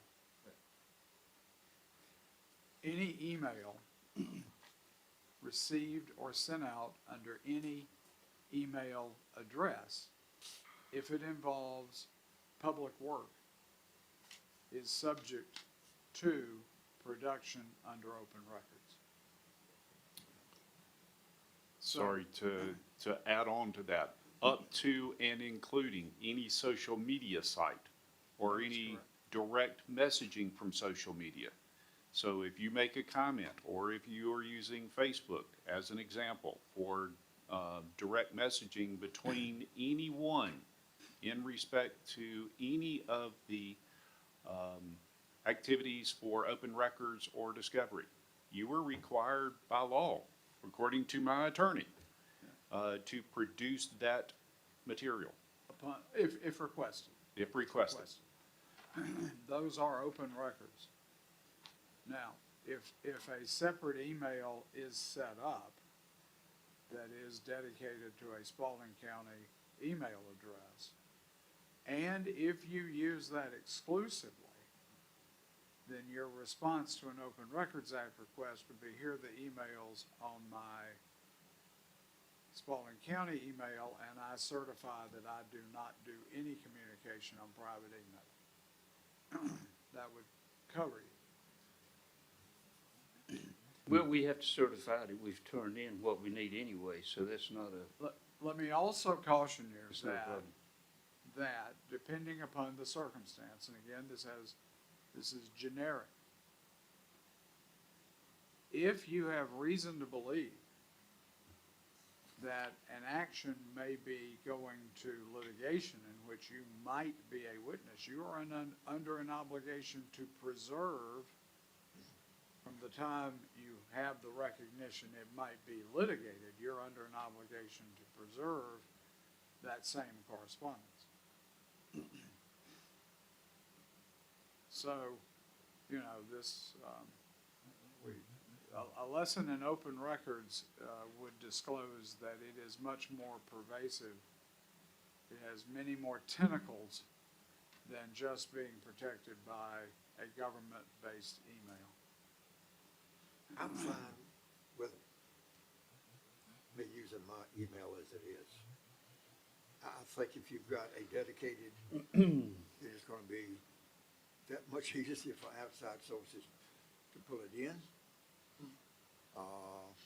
The process of discovery is gonna be much quicker. And if anybody has done something they haven't, shouldn't have done, might not end well. I'm a little paranoid about this situation because I had, the thing that I talked about earlier, I had a visit at my office on West Trail. Two guys in, with briefcases and black suits, and it wasn't IBM. It was the FBI. And, I wound up volunteering to take a polygraph, and they didn't think that it was necessary. I said, well, let's either take it, I don't want to see you again. Walk out the door. But it is not something that gives you pause to think. So I'm just sharing that at no cost. So, if you had documents associated with, let's say, this agenda, that David has sent, that Eva had sent, that we got information shared for this agenda, and at the end of this meeting, I go home and I delete everything that's on my computer, I no longer have those documents. Ms. Upshaw, if y'all are in a circumstance where there is no reasonable belief on your part that that material might be required in some piece of litigation, you can do that.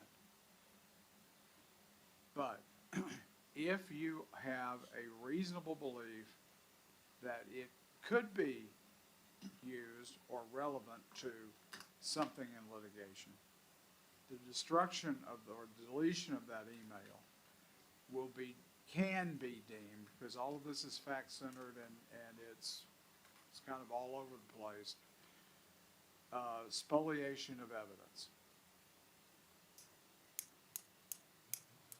But again, the test is, do you have reason to know that this might have some relevance in a case that is reasonably expected to occur? We might need to have a little training session on this. I would agree with that, because All I right. mean, I don't, we need more data centers in to hold data. The lines are blurred. Yes. Let me rephrase that. The lines are not precise Yep. as to when this kicks in. I have this issue involved in a case now in DeKalb County. But you should always err on the side of caution.